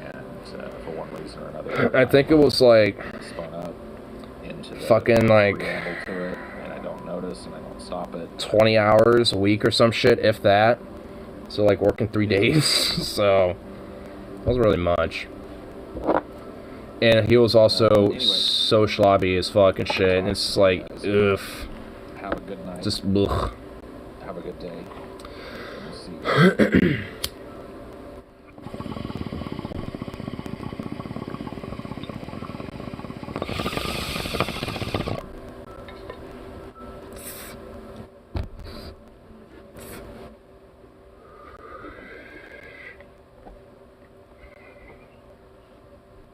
Yeah. At least for me, it's more or less just getting, you know, a motherfucker to go out and at least experience and shit. Because honestly, like, you know, even with my friend when he was kind of more of a temporary neat a little bit, and he even will acknowledge it, so I know he wouldn't even disagree. Because he's even said, like, he's had, like, a little neat face himself, too. But, basically, it's like, I mean, even during that time, he would at least, you know, be going out and doing shit, but, you know, and at least contributing in some elements. But I think just me and my friends just like really harping on him a little bit, kind of, you know, put the fire in his ass a little.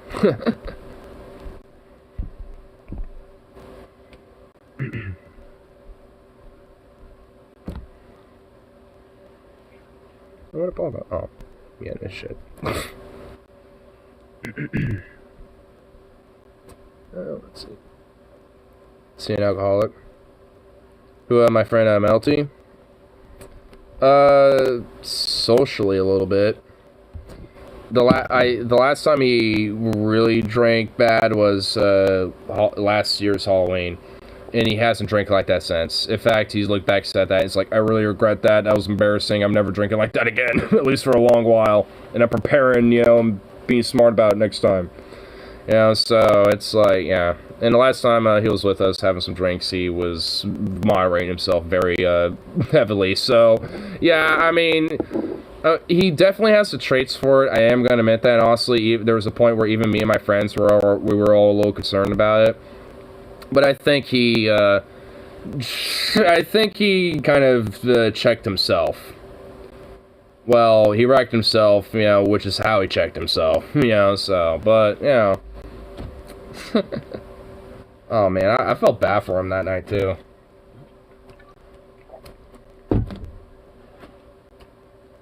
Poor bastard.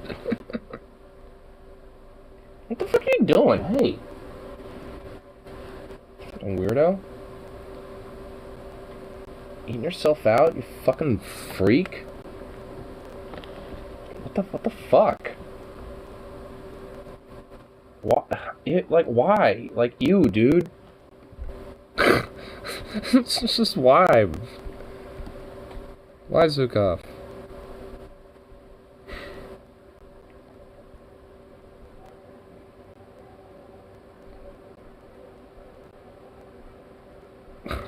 Fucking weirdo.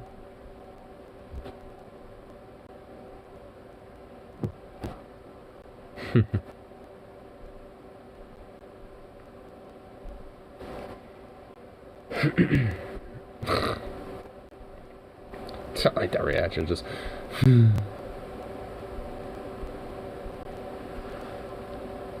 is there that maybe he's fantasizing lol? Well, yeah, I mean he's still one of their toys. Which I'm pretty sure is still outside. He almost tried to bring that fucking thing in earlier. It's like, no, dude.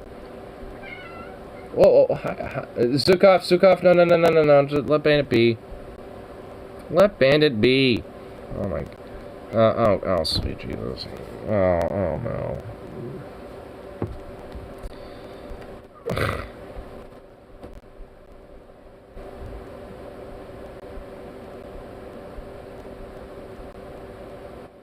Shows the bandit. I'll try to save Bandit here. I'll try to save him. Hey, Bandit. Oh, look. You gotta just chill the fuck out. Please.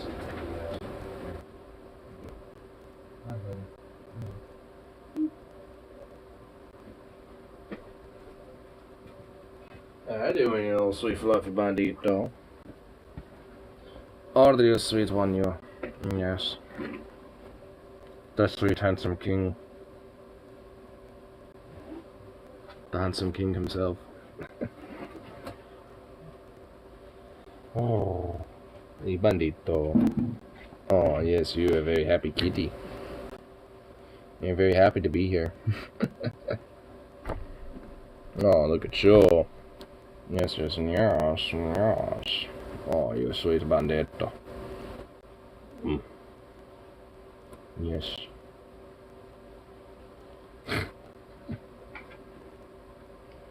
Oh, Zukov's pawing at the desk over here, just like, I want the attention. You get none. Oh, yes, bandito. Snowed in my area tonight, legit. It's like, what the fuck is that? Is that dust? How the hell did it get here? Wait, that's snow! That's awesome. Considering how cold it is, I'm honestly, like, it's just been dry, cold, just barren, just like, oof. It's like, man, why can't we just get, like, if we're gonna have some severe cold, can we just have snow? Oh my god, Bandit. Sweet little fluff. Yes. Your little king. Yes. Bandit's mind controlling you. Yes, he is. He's already done that.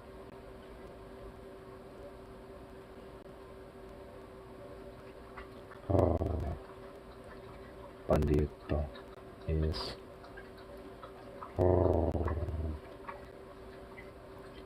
Oh. Bandito. This is cat named Orshak that goes crazy with the nip.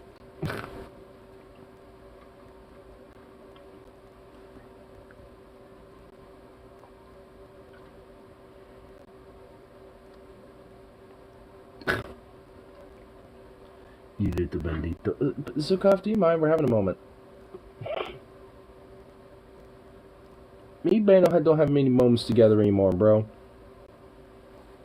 You and I have all the moments. Me and Bandit don't have much. Because she's just a king. And a handsome king at that. Yes. Yes. Yes. Most cats he feeds are skittish, but if he won't leave him alone, rubbing on him and such.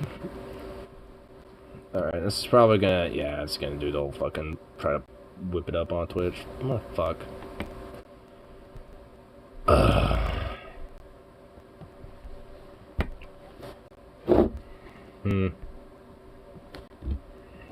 Let me see if I can do this.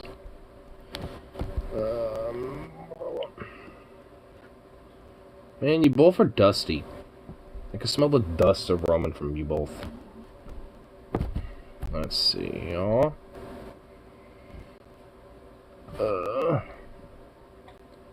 Stupid sunk cost Twitch. I know, right?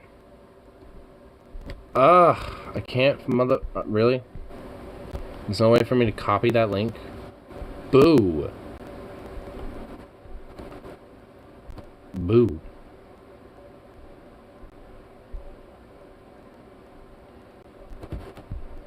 That's some lameness.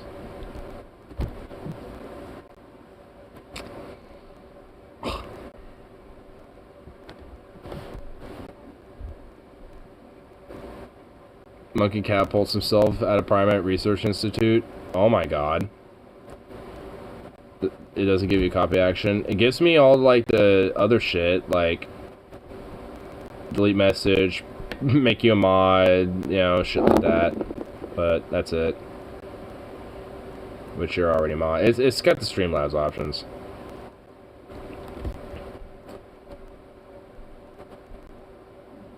A primary research institute in Japan's Kyoto University recently, a group of inventive monkeys managed to escape their enclosures despite the 17-tall electric fence in place to keep them in.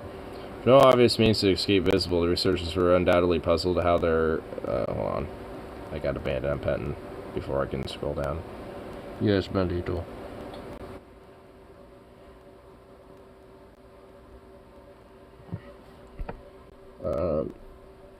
We're puzzled how their high-tech security was breached. This until the discovered primates have figured out a way to catapult themselves.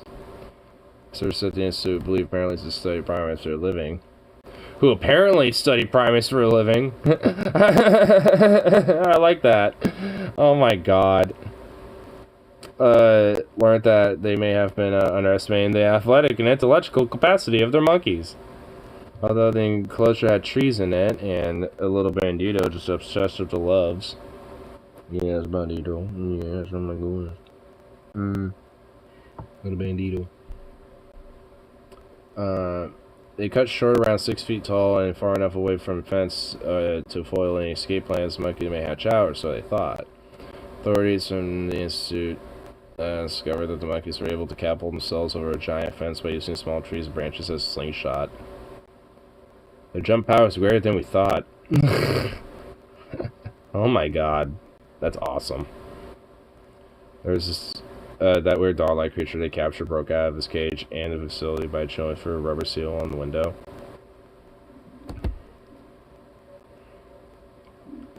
Years of college of science to get fooled by monkeys with trees.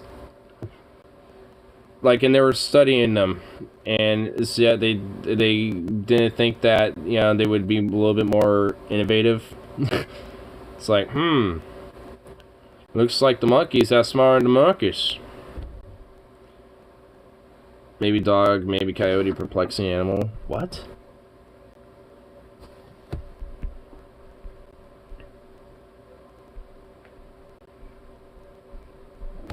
Right on. Some stupid bullshit is popping up here. Okay.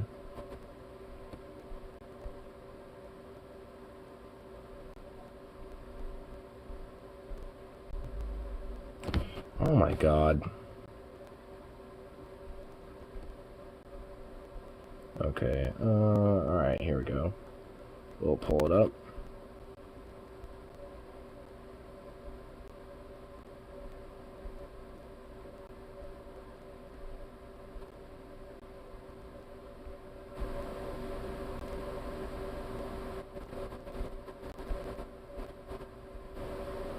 Analyst who was unsure was that a creature local woman helped rescue. Is there any pictures of it? What the fuck? Oh my god, everything's like, ugh, come on, let me see it.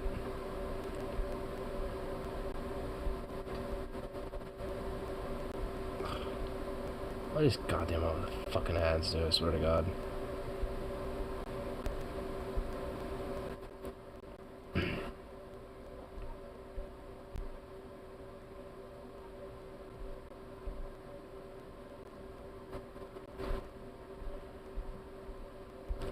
Where's the pictures? Is there any at all? Okay, hold on, I guess there's actual, like, fucking... It's on a stupid newscast shit. Oh my god, it's their fucking media player nonsense. Lame. Wildlife rehabilitators puzzled. They're actually running tests to figure out what kind of animal it actually is. I wasn't quite sure, but its behavior. What the fuck? It was scared, it was cold, and all I could think about is this animal needs help. Christina Ife saw paw prints outside her door in Fairfield Township earlier this week, thinking it could be her neighbor's loose dog. She followed its tracks and found this. I peeked outside the door, and that's whenever I noticed the animal on my left-hand side, and it was so scared and so cold and shivering. But what exactly it is remains a mystery. It's definitely a coyote, no, it's a dog. So with there being so much question, that's whenever they had got the wildlife involved. Oh, its She eyes. it into her basement and got TJ's rescue hideaway involved to help. Oh man, poor thing. Works came in. So they transported it here, it got here, and I'm like, I honestly can't definitively say what it is. But to err on the side of caution, since they are, you know, they can carry rabies, and since it might be a coyote, we can keep it here, get genetic testing done, and then kind of go from there. Morgan says even with her training, she can't say for sure. Behavior-wise, he's very timid, very scared, and not aggressive at all, which his behavior makes me lean towards dog. He's being treated for mange and is being kept in isolation for now. But no matter the results, Christina said she would do the exact same thing over again. There was an animal in need, and I felt like I did the right thing either way. And unfortunately, The things I would love. One of the monkeys doing this to be a tourist in Japan while eating monkey or something that I look up, seeing flying monkey. I know that would have actually be pretty hilarious. Honestly, that dog, well, maybe dog, kind of honestly does look a little bit like a dog with a mage problem. I mean, because honestly, its eyes strike me more like a dog versus a coyote. Very piercing eyes. Because it looks like since it's been in isolation, it looks like it's plumped up and been fed and looking better and shit. So, all in all, it looks like, you know, whatever it is, it's doing better. But then it escaped. You know, speaking of escape, we got a chunk boy that I think wants outside. Yes. I think you want me to carry you instead, because that guy down there will go fucking insane, and we don't need this. I'd rather him just kind of casually walk with me instead. Oh my god, you were taking a nap and you noticed me getting up. Jesus Christ. I shall carry you, King. Yes, King. You have been carried to your destination. There you go. Alright, come on. Come on, you little pleb. You little peasant. Come up. Come up here.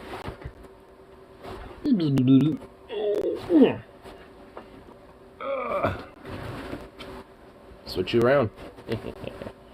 Oh. Hey, you're a dusty boy. You got to smell dust all over you. You just smell like blue dust. You just a dusty boy. Oh.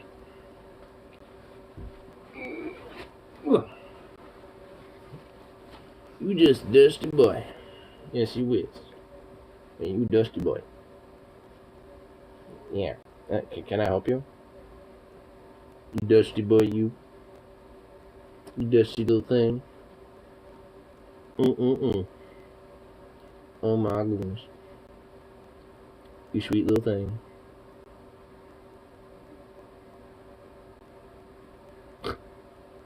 It's like, yeah, I'm just kind of here now. I'm just in this position. Yeah. Guess I'll just kind of just chill here, I suppose. You're taking this well. Usually you're trying to like nip at me and chomp on my hands and fucking flip your shit, and you're just kind of chilling. You just kind of chilling. Chilling like a little villain. Yeah.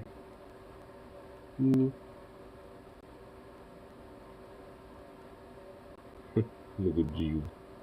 You sweet Haitian boy.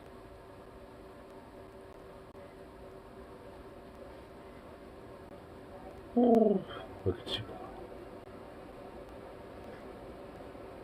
Oh. Oh.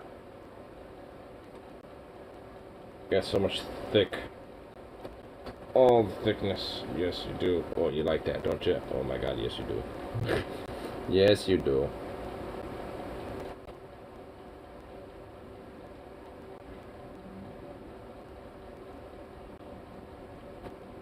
You sweet boy. Took me a minute to get this. Oh.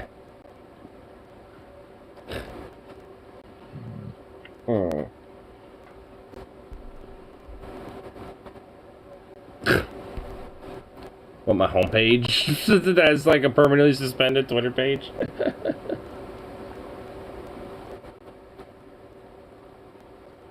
Twitter/home. You've been permanently suspended. From, like, eons ago. Oh. Oh.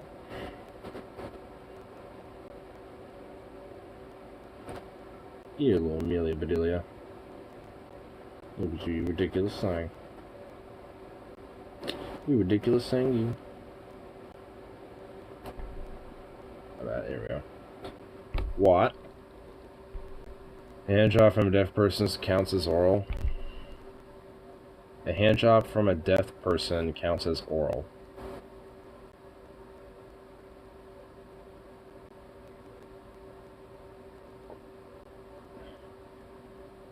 What?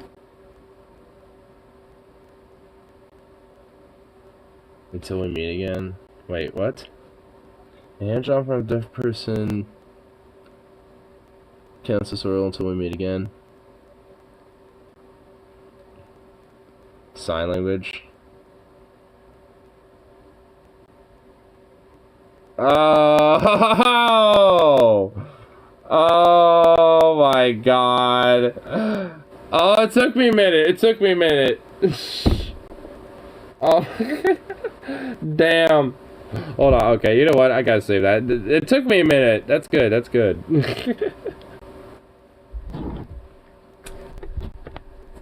Oh my god.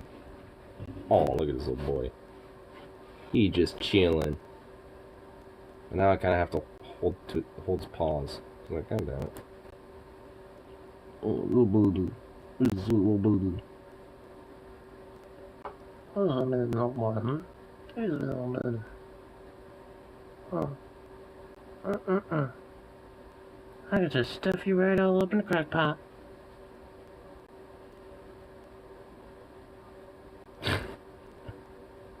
Oh my god, you ridiculous boy. You ridiculous boy. You boy.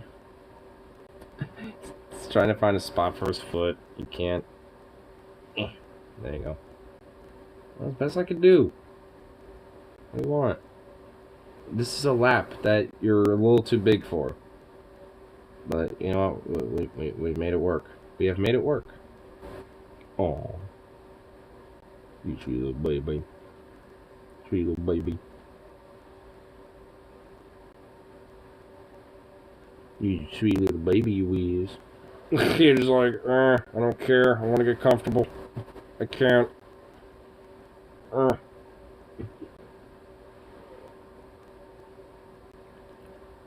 where's the brush? Where's the brush? I see the brush. Oh, shit. Ugh. Oh. Oh my fucking sweet potatoes. Ugh. There you go. Jeez. Happy now?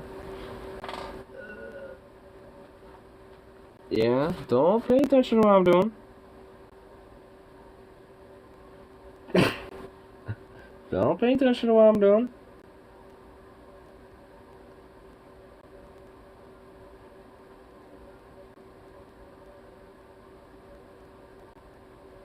Wait for the right opportunity.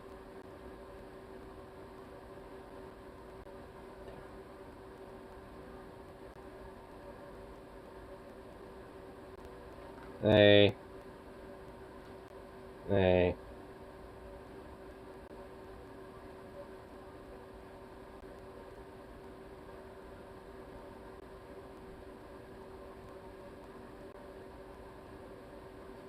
Someone with one arm uses sign language considered an accent or a speech impediment? Personally, I think it would be the latter.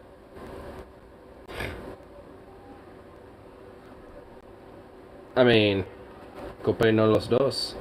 This is an impediment that becomes the accent. You're getting brushed now. You're getting a little brushing. Accept the fate. Be gentle with this here. Yes.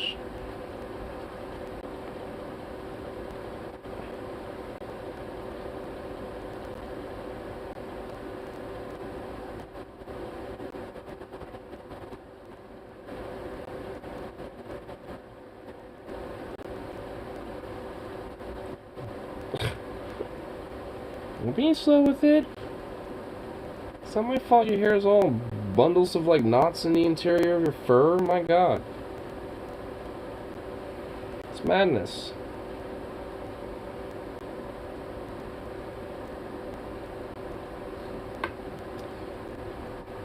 There we go. Now it's all good. Oh, never mind. There's a spot right there. Jeez, you really do got some, like, knots and shit going on, bro. There we go. He doesn't get knots on the outside of his fur, it's on the inside of his, like, his underbelly fur and shit. His under fur, yeah.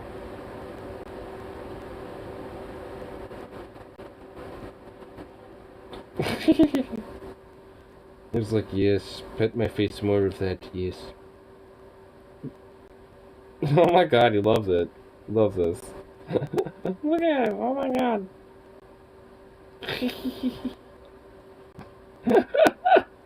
Oh my god, you silly boy. You silly boy. Oh my goodness. I can get your side of your face if you just move just a little bit. Ugh. I get your side of that little face there, buddy. Yeah. Yeah. There you go. Oh my sweet G. Oh. Okay, oh my god, my arm. Oh no. Okay.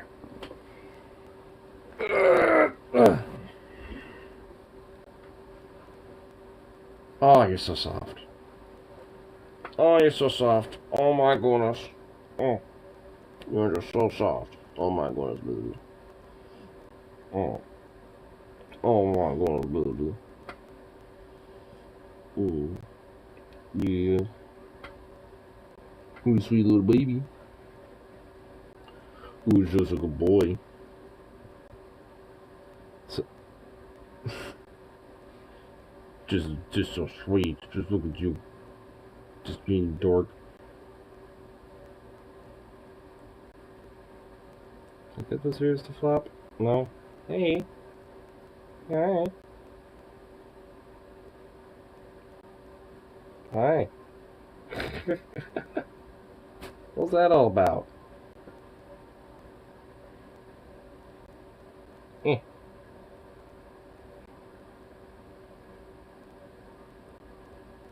Well, his German Shepherdness comes out when his ears actually like stand up, but I kind of have to make him stand up because their ears are so floppy.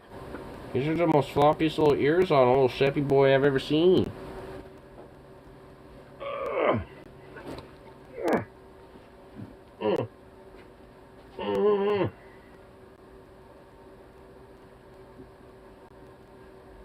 Can I help you?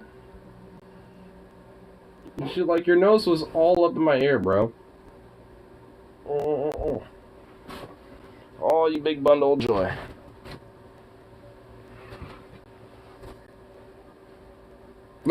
Don't paw me. Don't be batting at me like that. What's wrong with you?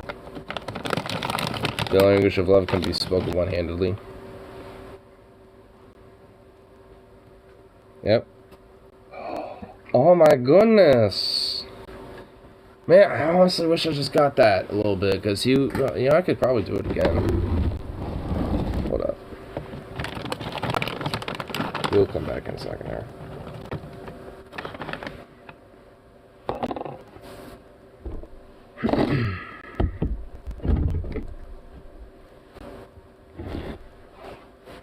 Actually, do that.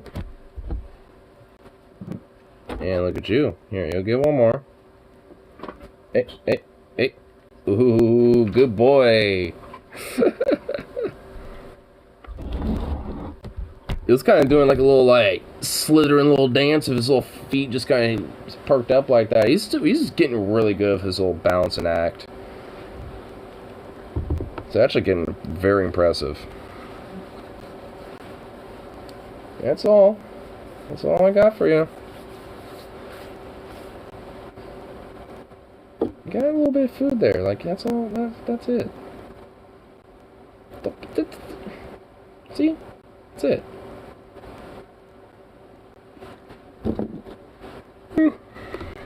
Ramen noodles are the best goddamn kind of noodle.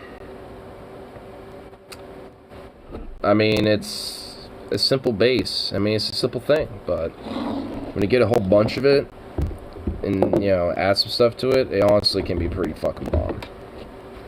I mean, even if it is just simple as, you know, just a ramen, a little seasoning, and that's it. I mean, that's also good. Sometimes I like to, you know, no pun intended, spice it up a little bit. Maybe I'd like chop up, you know, some green onions, yellow onions, well, white onions probably. White onions, you know, green onions. Maybe a little bit of celery, maybe. And then, like, you know, maybe add, like, a meat, like a chicken, or, like, a little bit of a beef or something. Probably a chicken. Have you ever heard of what people in far north Canada do? Sleep with their mooses.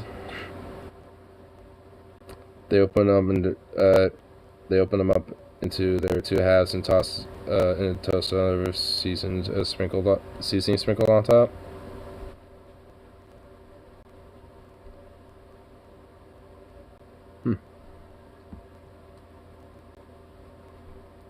Open them up with the two halves. Wait. Is there a comment I missed? If you get that soup that maybe not very filling, add ramen with it. True. They don't use water, just toast them up for a snack. Oh! Oh, like the ramen things, and they just...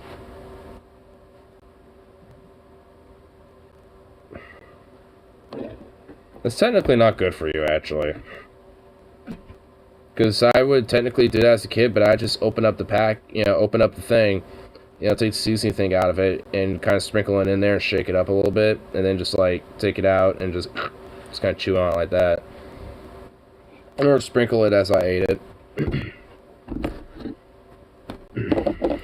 That or low sodium. Oh, yeah. So, whatever fluids and liquids are in your stomach are going to get absorbed right the fuck up. So, yeah, it's not necessarily good for you. And all that sodium is going to absorb all the liquids as, you know, it passes through your fucking, you know, system and shit. And suck up all your wildest. It's like you don't want that.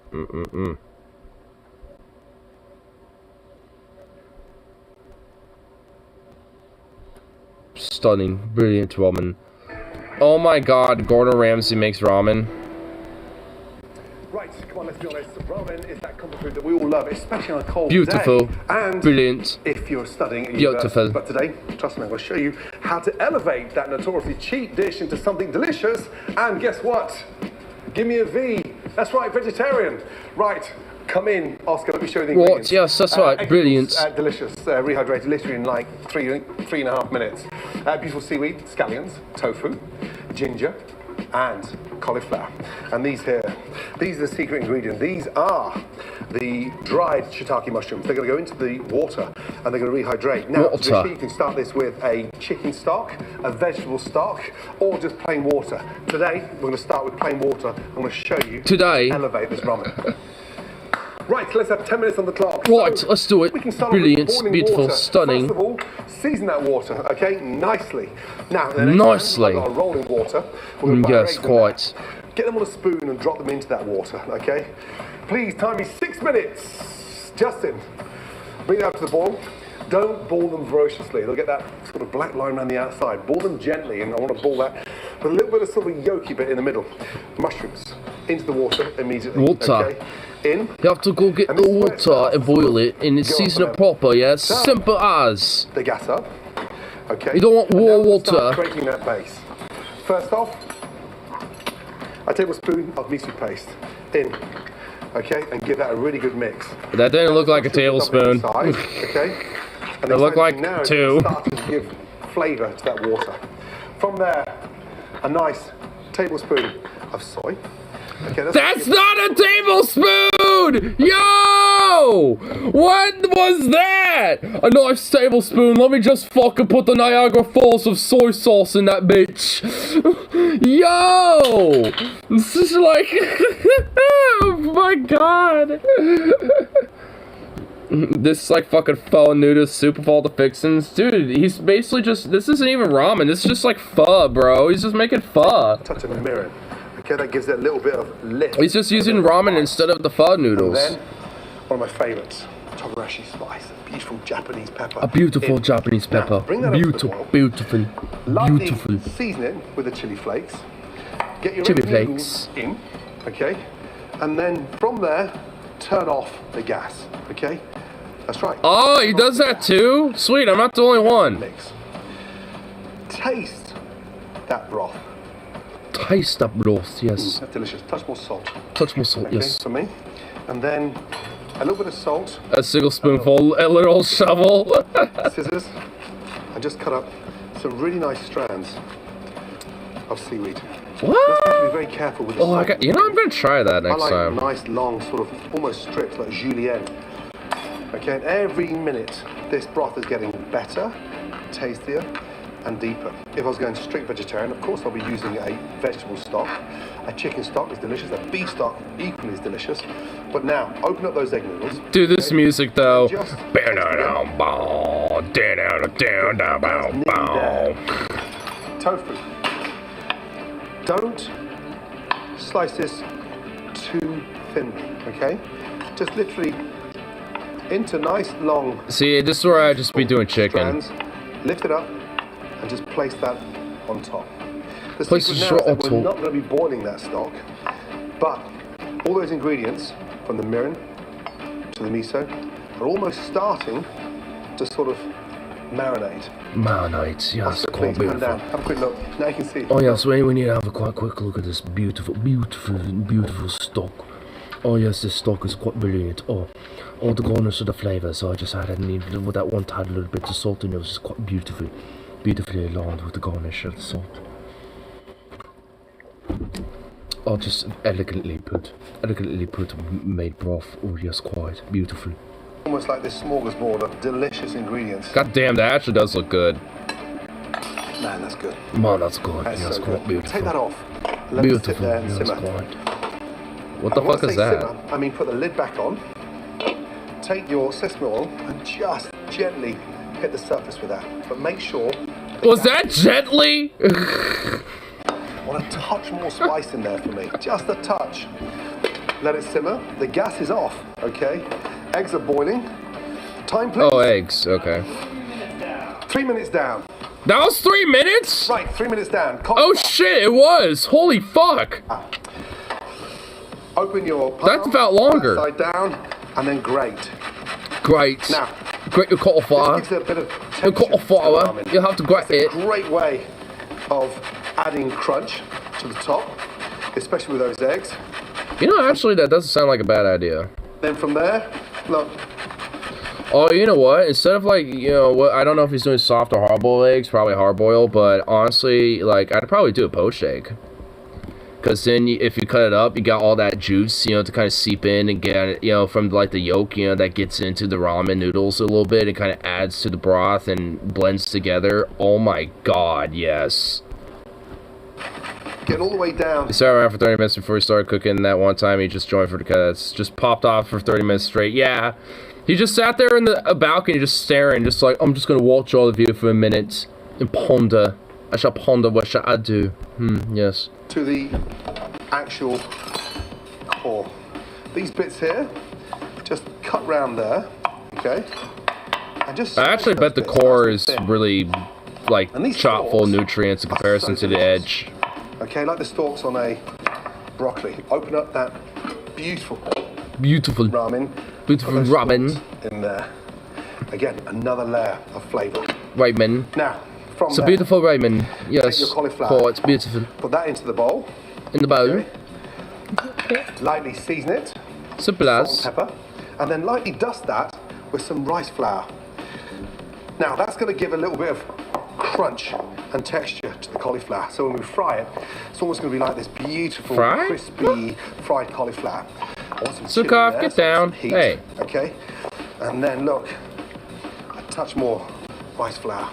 Touch more That rice helps flour, to give yes. it a coating, and it's almost like a sort You- of a nice little shallow fry.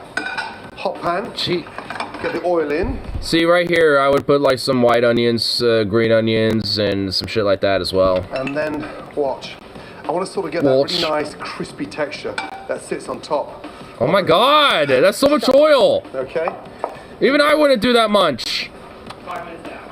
Halfway. 5 minutes down. Halfway, Now, get that halfway for your elimination round. You best be making me the best damn brilliant ramen I have ever had. If not, this could be the ramen that sends you home tonight on MasterChef. Touch more salt in there. Whilst that oil's waiting, no, it's going to be there. At this point, you need to be touching up your plates, Just getting them garnished, and getting them ready, sprinkle that in there. And look what's finalizing your dishes. cauliflower. Ramsey, you're behind. You need to be garnishing your plates. Plates, Ramsey. In a non-stick pan because I get that texture. And I love MasterChef too much. that much oil. Okay, it's a light shallow fry. But look at the colour of that cauliflower. Beautiful. Now it's going golden Beautiful. brown. Oh my god, I love it when he says that. Hold on. Okay, it's a light shallow fry. But look at the colour of that cauliflower. Beautiful. Beautiful. Golden brown. You need to stop plating now, Ramsey. That I want. Ramsey. On top of this 60 delicious seconds ramen. remaining. It's amazing, just a simple vegetable like cauliflower can enhance a beautiful We're not ramen. there yet.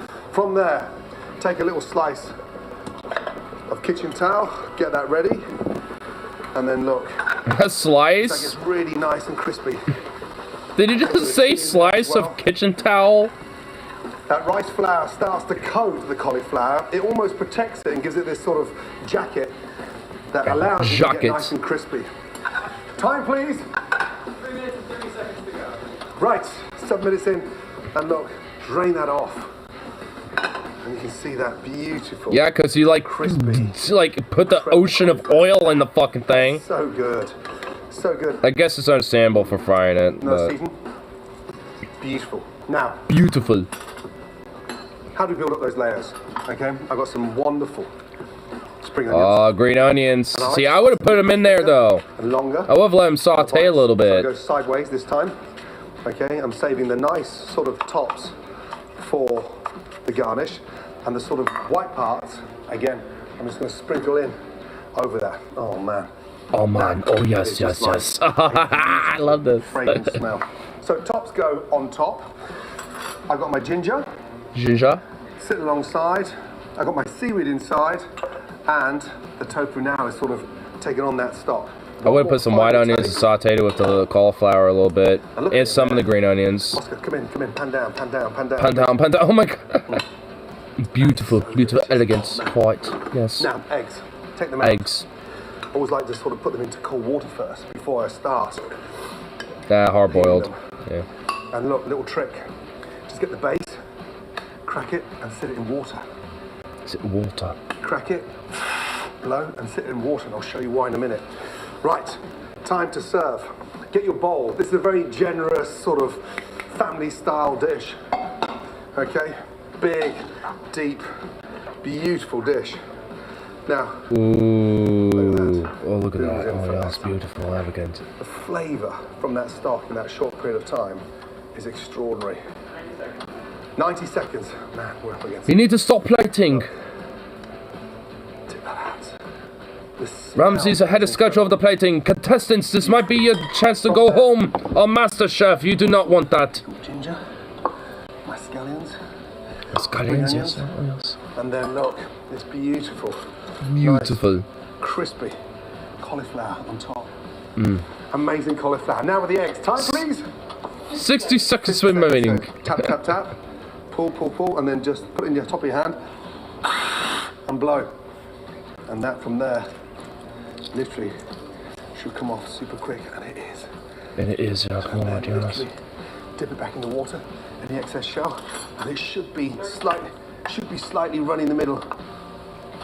Oh my god. Runny, yolky, and then look, just from there, just literally snip, snip, snip, snip. Some fresh cilantro, coriander. Doesn't matter what country you're in, it's all delicious. It's all delicious. A beautiful ramen in 10. Oh yeah. To all of you, thank you for watching. Fuck, that looked good. Oh man, I really wish I bought some ramen, man. Oh dude, wait, there's some at the fucking Sevi's, but there's no produce. Shit. Oh man, oh, I want to pop off now. I ate the hell out of that. Dude, I would, oh my god, I'd slurp the shit out of everything. I would eat the fuck out of that. I'm not even really a big fan of tofu, but yeah, I mean, I can make exceptions, and that is most certainly an exception. I would absolutely eat the smack bank and dank out of that. Oh my god. Pop off King Ramsay, yes. Does Graham Elliott do these type of videos and shit? Because if not, I would be kind of mildly disappointed, because you know he's got, you know, because if he does, you know there's a grand paycheck, you know, for each one of those.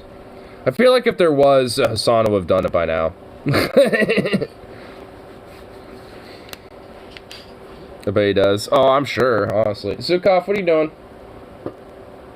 This sounded like something you shouldn't be doing there, buddy. Are you doing some mischievous things? Are you being mischievous?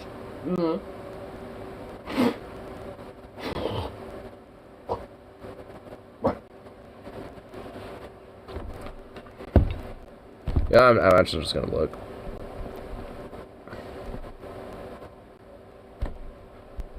Wow, first results. It's Graham Norton. Yeah, here we go.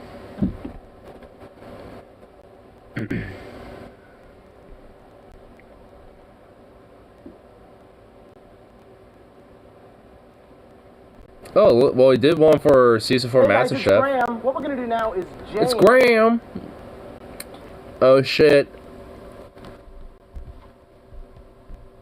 White undershirt.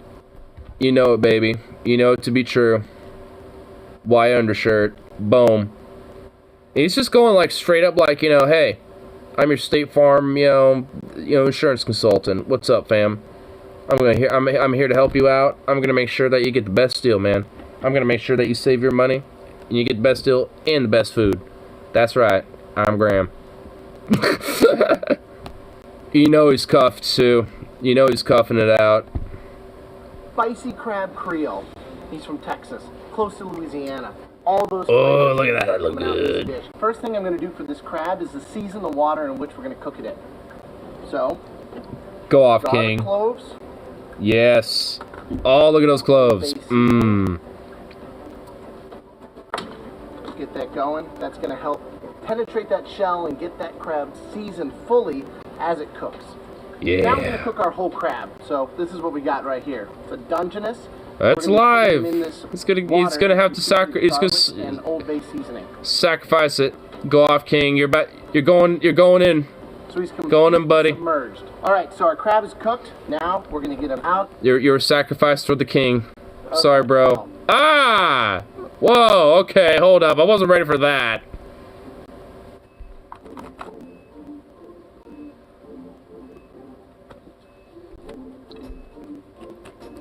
All right, now we're going to get that spicy crab Creole going. First thing, a little bit of butter. Just going to let that melt. Just like the gunk and the funk that okay. You want to make sure that your pan's not too hot that it burns the butter. But we'll cook it for a little longer so that it doesn't just melt, but that those milk solids start to toast. And that's going to be what we call brown butter. Ooh. Now we're going to throw in a little bit of onion. Yeah. A little bit of celery. Yeah. And a wee bit of peppers. Yeah. Salt. So now those are going. What we're going to do is add some tomato paste. Whenever you use tomato paste, it's really important though to do what we call cooking it out. So that literally means just stewing it for maybe 5 to 10 minutes. So the tomato paste is getting cooked out. We're now going to add some of those spices. Hey. You can see it also starts to that's looking good. With that butter. Oh, that looks amazing. So that right away tightens it up. So now that that's cooking, the spices are going on, everything's starting to party in there. We'll add some tomatoes. So everything's starting to party in there. Oh yeah, go off. Fresh diced tomatoes. That's gonna start cooking down and almost help thicken it as well. Oh, that sounded good. So we have the spicy Creole sauce. It's ready. It's complete. Turn the heat off, and now what we're gonna do? No compromises. Give it to me, Graham. Give it to me, baby. Gently. I mean, this is why we call it folding. Oh! Gently stirring. Okay, so we folded the crab in now. It's all in there evenly. So not everybody in the country has access to fresh live crabs on the coast. So you can use frozen crab. You can use canned crab. A lot of different things that you can substitute with. So we've got our rice that was boiled. Now we're going to plate it. Thing that we like to do, keep it nice and clean and, elevate it a little, is use a little ring mold. You can use, cut off a little ring mold. Cup at home. He's so humble and elegant. He's like, you can use a little ring mold. Just a, no. It's just like, no. A little ring mold. Put the rice in there. It's going to make a nice, pretty presentation. All right, so that's what it's going to look like. That's our rice. It's been steamed. Put in that plate. Hey. Use a little ring mold. Now we're going to go ahead. Oh, look at that. Show off that beautiful claw. Oh. King. And then we're going to just garnish it with some scallions. A little bit of chopped parsley for color. Oh. And there we have it. Oh. James is spicy. I'd probably add just a little bit of salt and pepper to kind of have like that little sprinklage, a little extra sprinkles. Just to kind of add a little extra little pop. Oh, King, damn. Oh. Well, I think we know who makes the dishes. I feel like Graham is the one who makes these dishes, cause holy shit. Whenever Well, I feel like it's both Graham and Gordon, but like I feel like especially like Graham because oh my god, that looked so beautiful. There's one with Steve Harvey and Graham Elliott. Steve TV show. Oh my fucking god.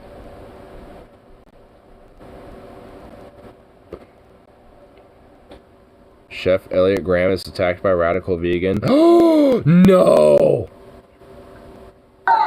So, I hear you. But here's the thing, right? Hold up, we gotta have a Graham fit check here, dude. Oh shit. Oh shit. He's like, I hear you. He don't even care. Look at him. Look at our king. Fucking full, like, blood red blazer. Just full on, just like, you know, slick. You know, got like, you know, the silk going down. Dude, his fit. No matter where he goes, dude, he's got the fit. I actually kind of want to hear some of this. You guys got... Oh my god, are you serious? Yeah! Oh my god, dude, Graham, go off, king, yes! Oh shit! Oh shit! Graham don't care, he didn't even budge. She was just like, oh, whoa, okay, I guess he's showing up. Alright. Wow. I mean, he wasn't actually, like, attacked, but, like, they decided to try to fucking, you know, do some stupid shit, I guess. Hey, food Nazi. Yeah. Like, I don't care if people are vegan, but, like, I mean, don't just do stupid shit like that. I'm not worried. I know, dude. That was just, okay. Oh, that was nice. All I did was just type in Graham Elliott, and I just kind of started going down, and that was one of them. I was like, oh. And of course, Hassan's the rarest of Graham fit checks is also one of the results. The rarest of Grahams. That's my favorite Graham.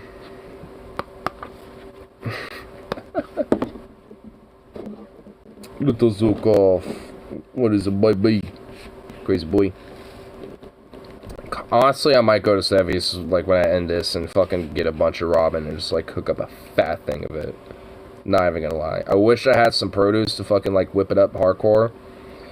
But I'm definitely gonna I have some eggs. So I actually might, you know, do the poached egg idea a little bit.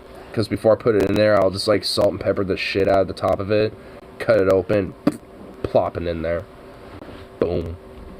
Well, you know what though? I've never done poached egg. So I'm not gonna do it tonight. But I definitely want to experiment one day and try it. Because I've never done it. I've done hard-boiled. That's not hard. Soft-boiled's fucking tricky. And, I mean, scrambled and, you know, sunny side up. I mean, you know, there's a lot of ones that are very simple and easy. But there's a lot of tricky ones, and poached egg is definitely one of them. Do you mind? What is this whole, like, putting your, like, this fucking paw on, like, you didn't, like, yeah, you like it? Yeah. Yeah, that's what I thought. Yeah, see, like, what? We're just gonna do this back and forth to each other?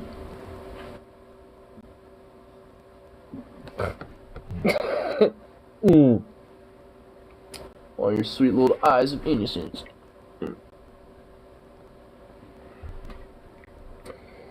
I actually have to go to bat for myself, so he probably wants out. I had one of those egg-shaped lumps of clear plastic with temperature-sensitive label on it.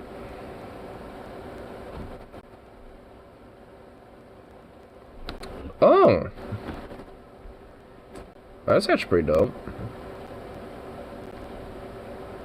It all starts out red, it slowly turns black as it boils the egg in a pot. Well, that's pretty cool. And take a toke real quick. Play some music background. Hit this burp. Ah! Alright, it doesn't want to come out. Boo.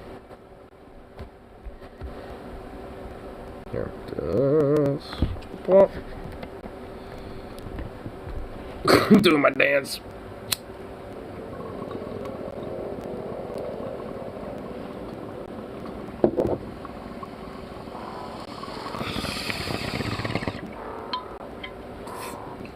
Anyway, be right back.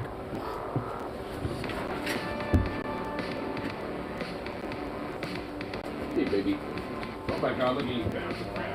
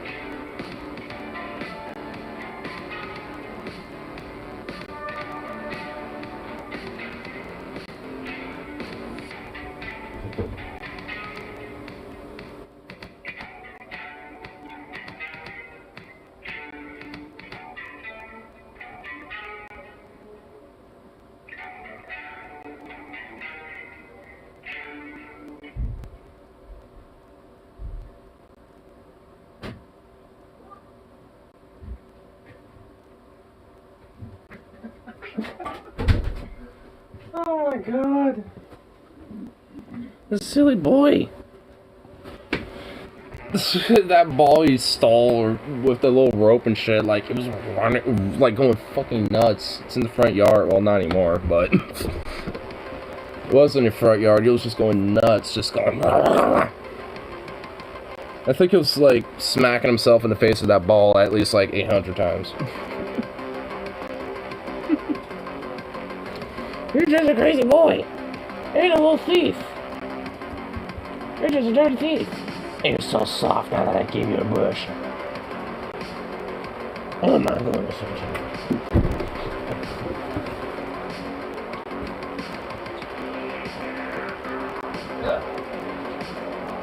Your little stash of your little balls. Dork off. I know, zook off the dork off. And the goof off. Oh god.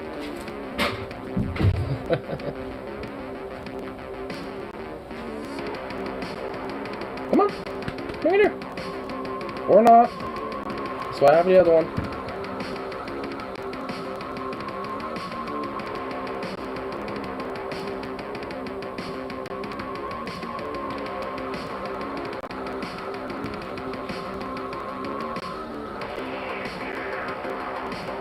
Are you gonna bring any of those over here?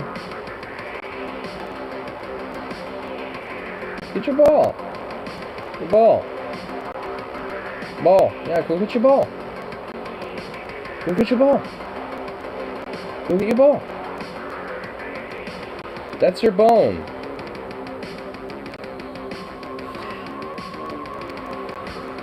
You're very smart, but I question that whenever this happens.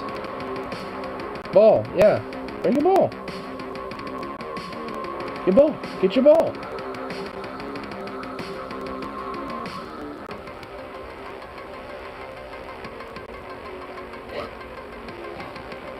Oh my god, bro.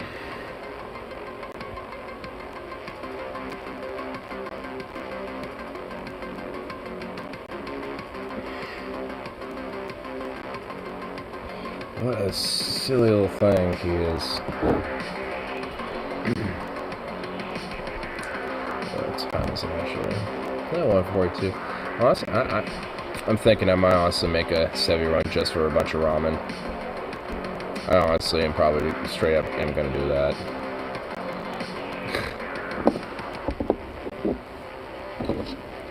Because I'm still thinking about that ramen, and now it's in my mind. I'm tasting it. Like, I mean, it's like when you think about a food to a point where you actually taste it, it's like, fuck.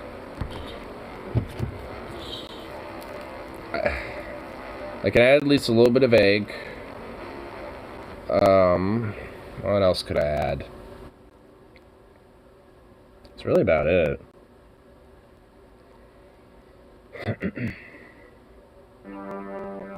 So, I mean, I can't pop totally off, but at least I can make some ramen. Grab like 3 packets, you know, some ramen. Just whip that all up into one big fat thing and season it nice and good. Put a couple eggs in there.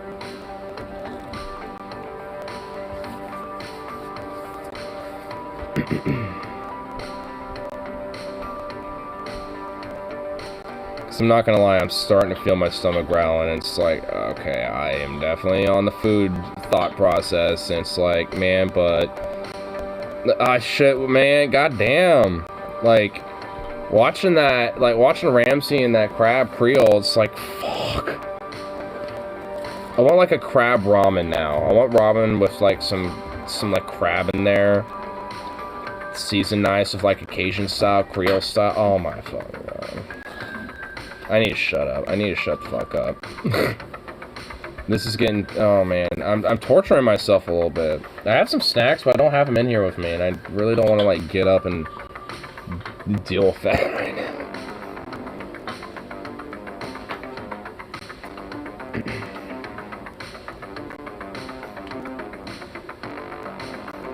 It's gonna take him forever to get down with that bone that he has. I just gotta realize that. I'm just gonna have that thing forever.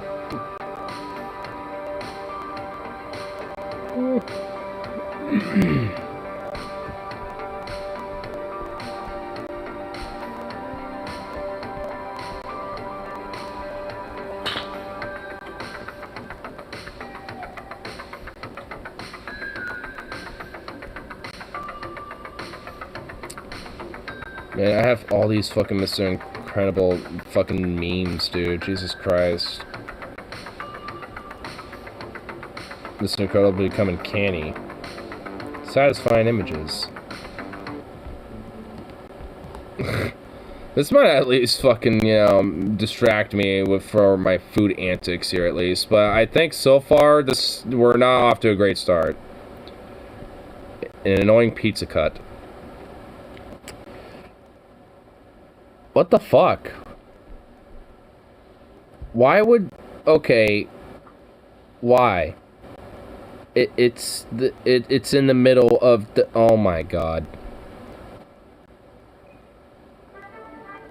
Perfect cheesecake? Oh! Hold on. We can't... You just spent like 2 seconds on that? Oh my god, look at... Oh. Whip that up for Master Chef. They would just look at that and be like, oh. Grandma looked at that and be like, yummy, yummy for my tummy. Some real life Tetris. Oh my god. That was like peak organization. Could he even get a book out? Could he even get a book out of that like bookshelf? Like they're so prestigiously stacked. With Marionberries. Oh. A Marionberry cheesecake sounds amazing. Oh, see? Oh my god, this isn't helping. Okay, that is a satisfying... Oh my god, that's like perfect roundness. Holy shit. That is satisfying. Folded snow. What? Okay, that's epic. That's worthy of the epicness right there. Natural geometry and cabbage. Okay, that's just mesmerizing. Whoa. Tidy snake. It's actually going through the little crevices. That's cool. This Tic Tac. Oh, they're neatly stacked in there. How? That never happens. Perfect. Yes. Bandito perfect. These shoes. Damn. Eating an orange like this. Why? Oh my god, who does that? Who does this? Who does that? What fuck does that? That's like eating a Kit Kat without splitting the bars individually. That's a war crime. No one should be doing that. I can understand maybe using your teeth to kind of like pry open the skin and then rip the skin off and shit, but like that. Oh my god. And there's so many of these. I might have seen some of them already. Mr. Kettle's becoming uncanny. Your road to school.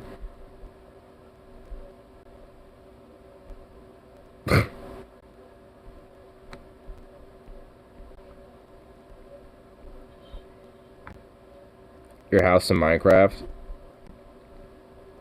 I'm not even a Minecraft player, but I'll oblige.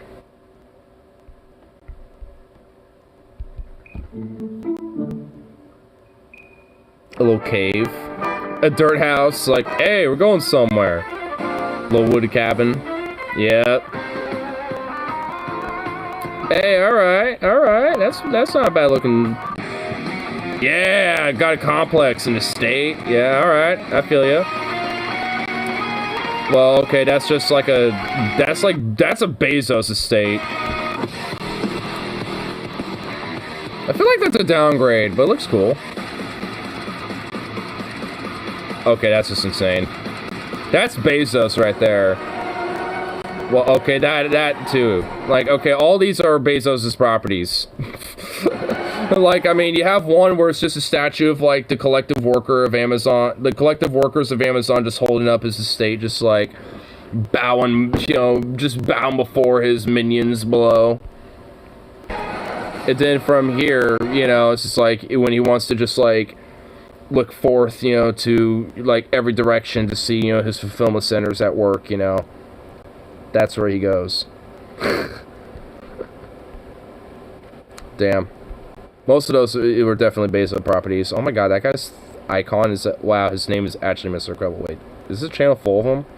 Or is it just a few of them? Oh shit, yeah. Oh wow, he's dedicated to it. He's dedicated... Oh my god, he's been... Wait, how old was that? 21 hours ago? Damn, that's a fresh one.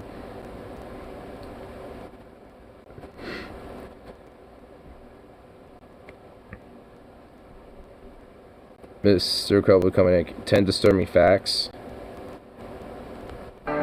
Humans have primal gaze detecting system that can sense when someone's looking at you, even if not directly. I feel that. The sun may have exploded and we wouldn't know for at least 8 minutes. In filling a black hole, you'll start in the end of the universe, Big Bang and all. Well, we really do? Dogs like squeaky toys because it sounds like prey that's frightened or injured. Zukov. Do you like squeaky toys because it reminds you of animals that you're slaughtering that are injured or frightened and scared?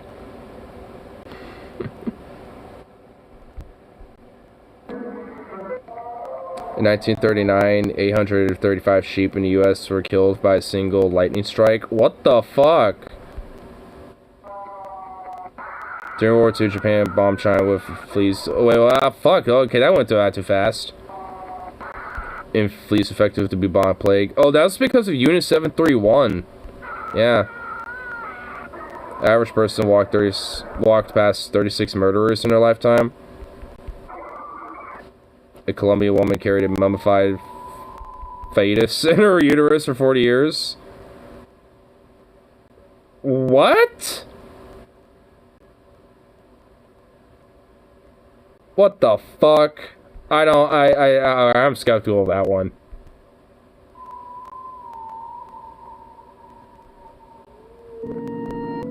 Some tumors can grow teeth and hair. I actually knew this, and it's fucking really creepy and disturbing. That's actually true. Hence the picture of that disturbing thing.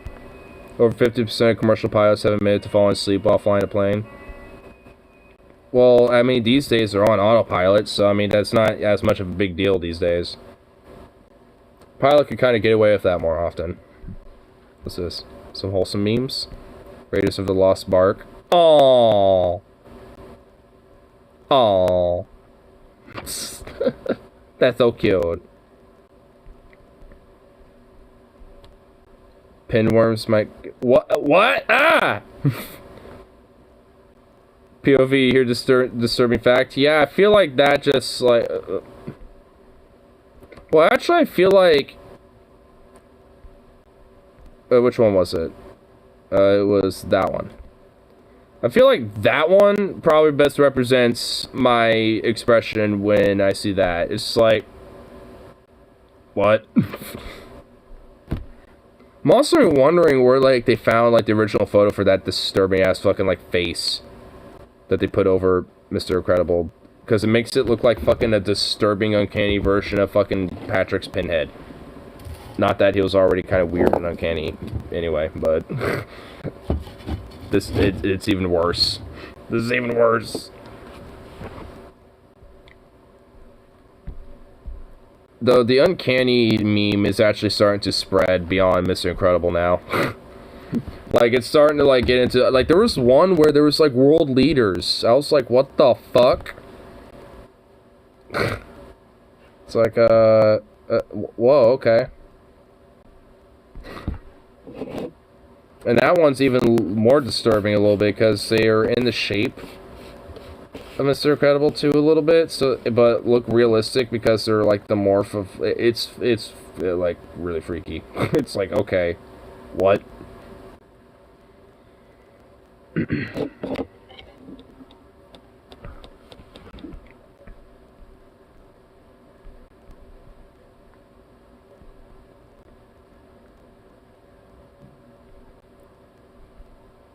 Mr. Incredible becomes some candy disturbing facts.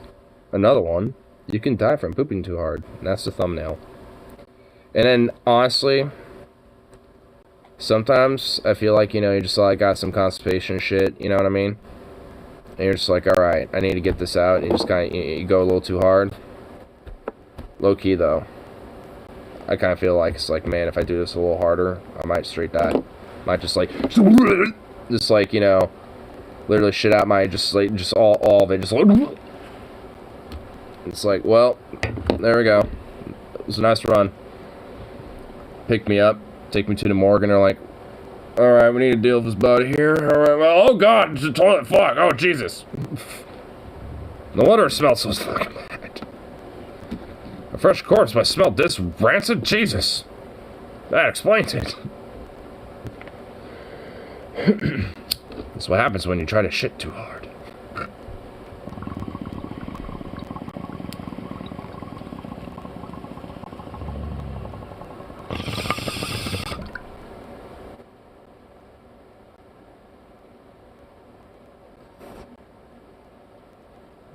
What's up?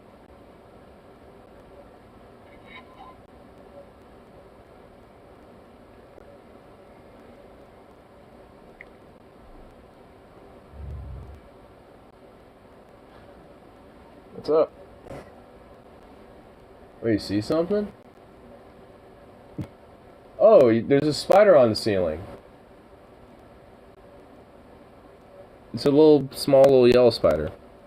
like one of those little garden spiders. Oh. You saw that? Jesus, you got some eyes, dude.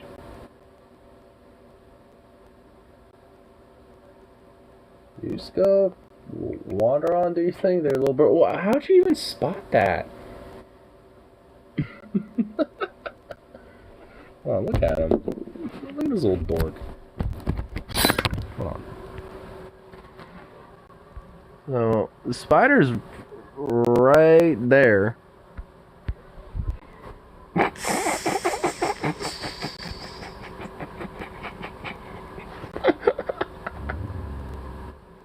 So off. You can't be serious. It's a fucking spider. It's just a spider, bro.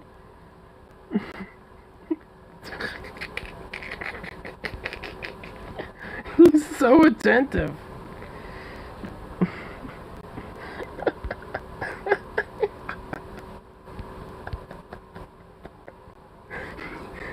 He is so attentive. Oh my god. Well, now you're just looking out to the fucking garage door now at this point.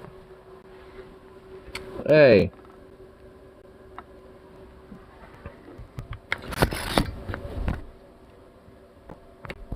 You hear something outside.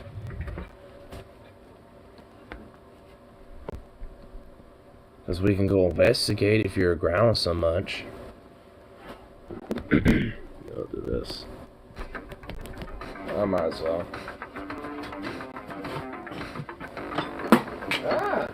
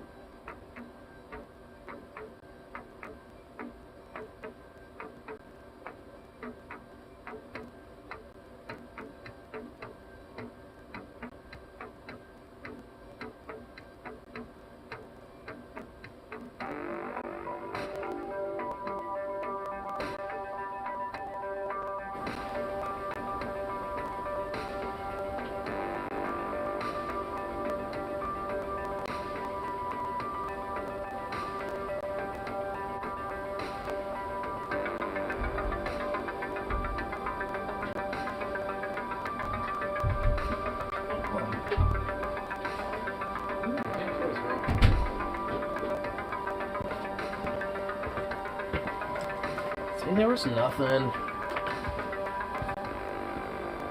I mean, you're just growling because there's a damn spider, that's all, you fucking little nut. You're a little weirdo like that. Also, kind of a good opportunity to test the cold out there. It ain't even that bad, as long as I keep moving around out there. Still got my mind on that ramen.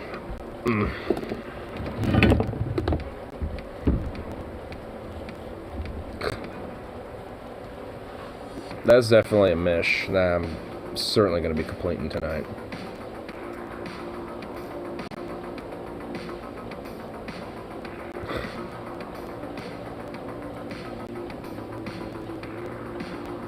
Now you're staring off at the garage door like a weirdo.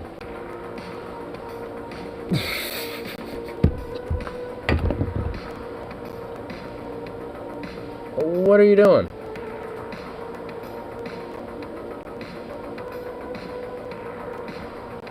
You're being a little weirdo, you know that?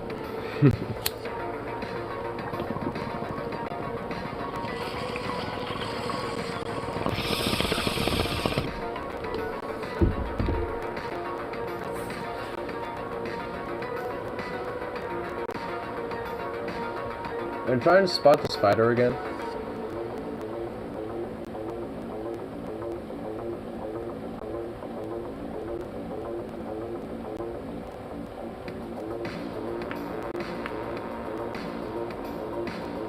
He keeps looking up now.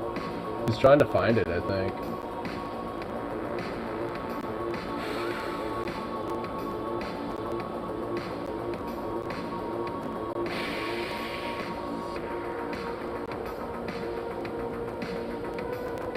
Yeah, he's trying to find it.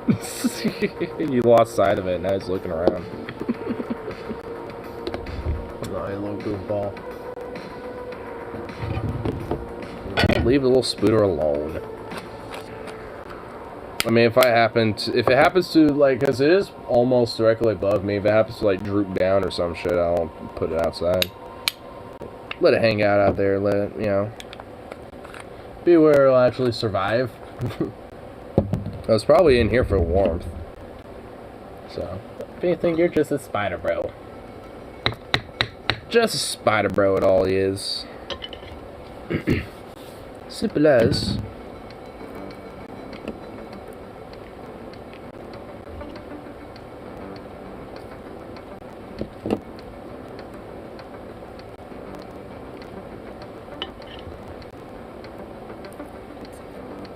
Get this last little bowl loaded, and now I'm starting to think about that ramen again.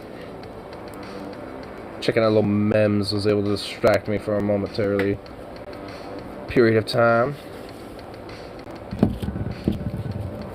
But alas, food does beckon. And it's gonna be called beautiful. Yes, of course. Well, that needed to come out. So making a ramen run? Oh, yeah. I'm kind of wondering if I want to, like, you know, take Zukov on just so he's just on a kennel for like 10 minutes or whatever, because I'm kind of redundant. But yeah, I think I'd rather spare me the hassle and, you know, sneak him in there for a minute.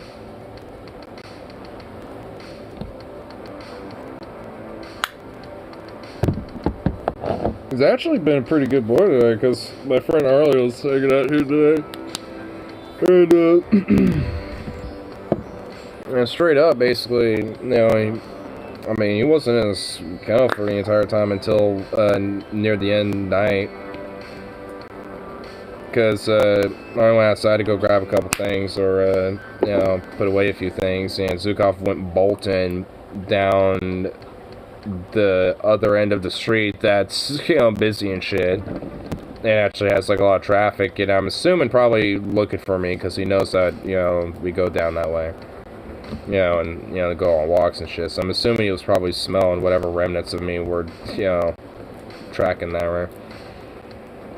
Because, you know, me walking back and forth that all the fucking time, I imagine. Considering their senses of smell. So I really had to chase him down. He was a little naughty boy there. But aside from that, he was pretty chill. Hanging out with him, being like a little shop dog, which actually he's kind of has a nickname of now at this point, from my friend Arlie. He's got, you know, being a little shop dog. I mean, it kind of is.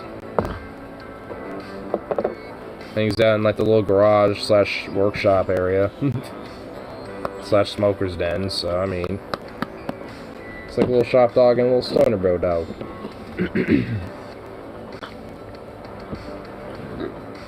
We're also now thinking about having him in his kennel for maybe even if it's a little bit, will kind of help start calm him down for the night. Because he is pent up with some energy. Well, I mean, having it released actually is probably better, but if I had enough of a fence, you know, or some shit, I'd just let him just roam around outside, but that side fence I'm not exactly trusting of. Plus, at least for right now, I'd want at least somebody to kind of eyeball and make sure.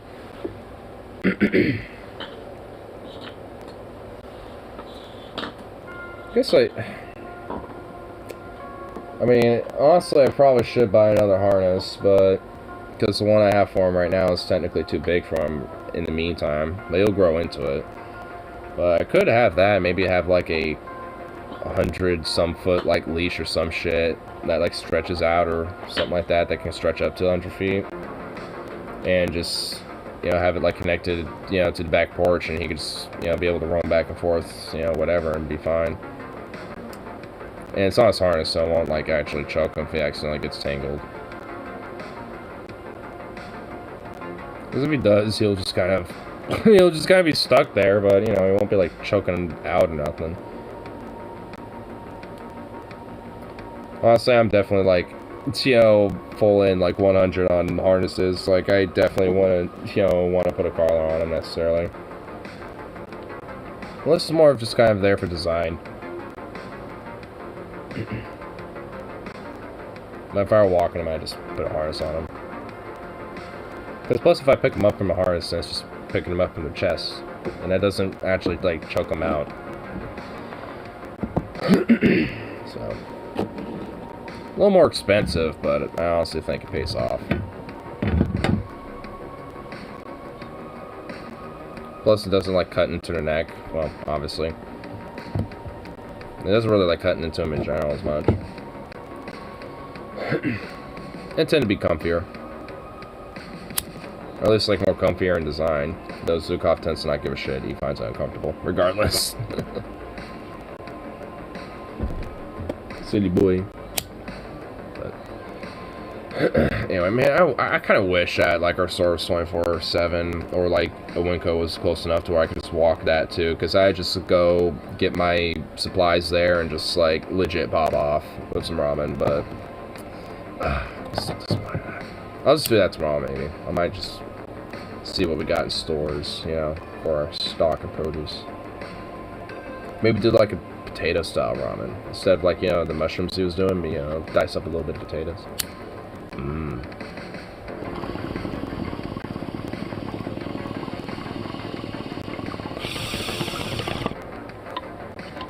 A little bit of potatoes, some chicken.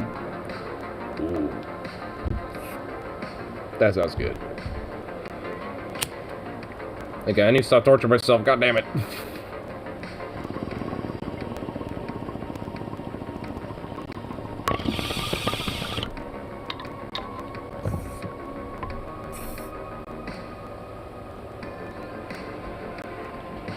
Oh shit, that spider did droop down. It's right here.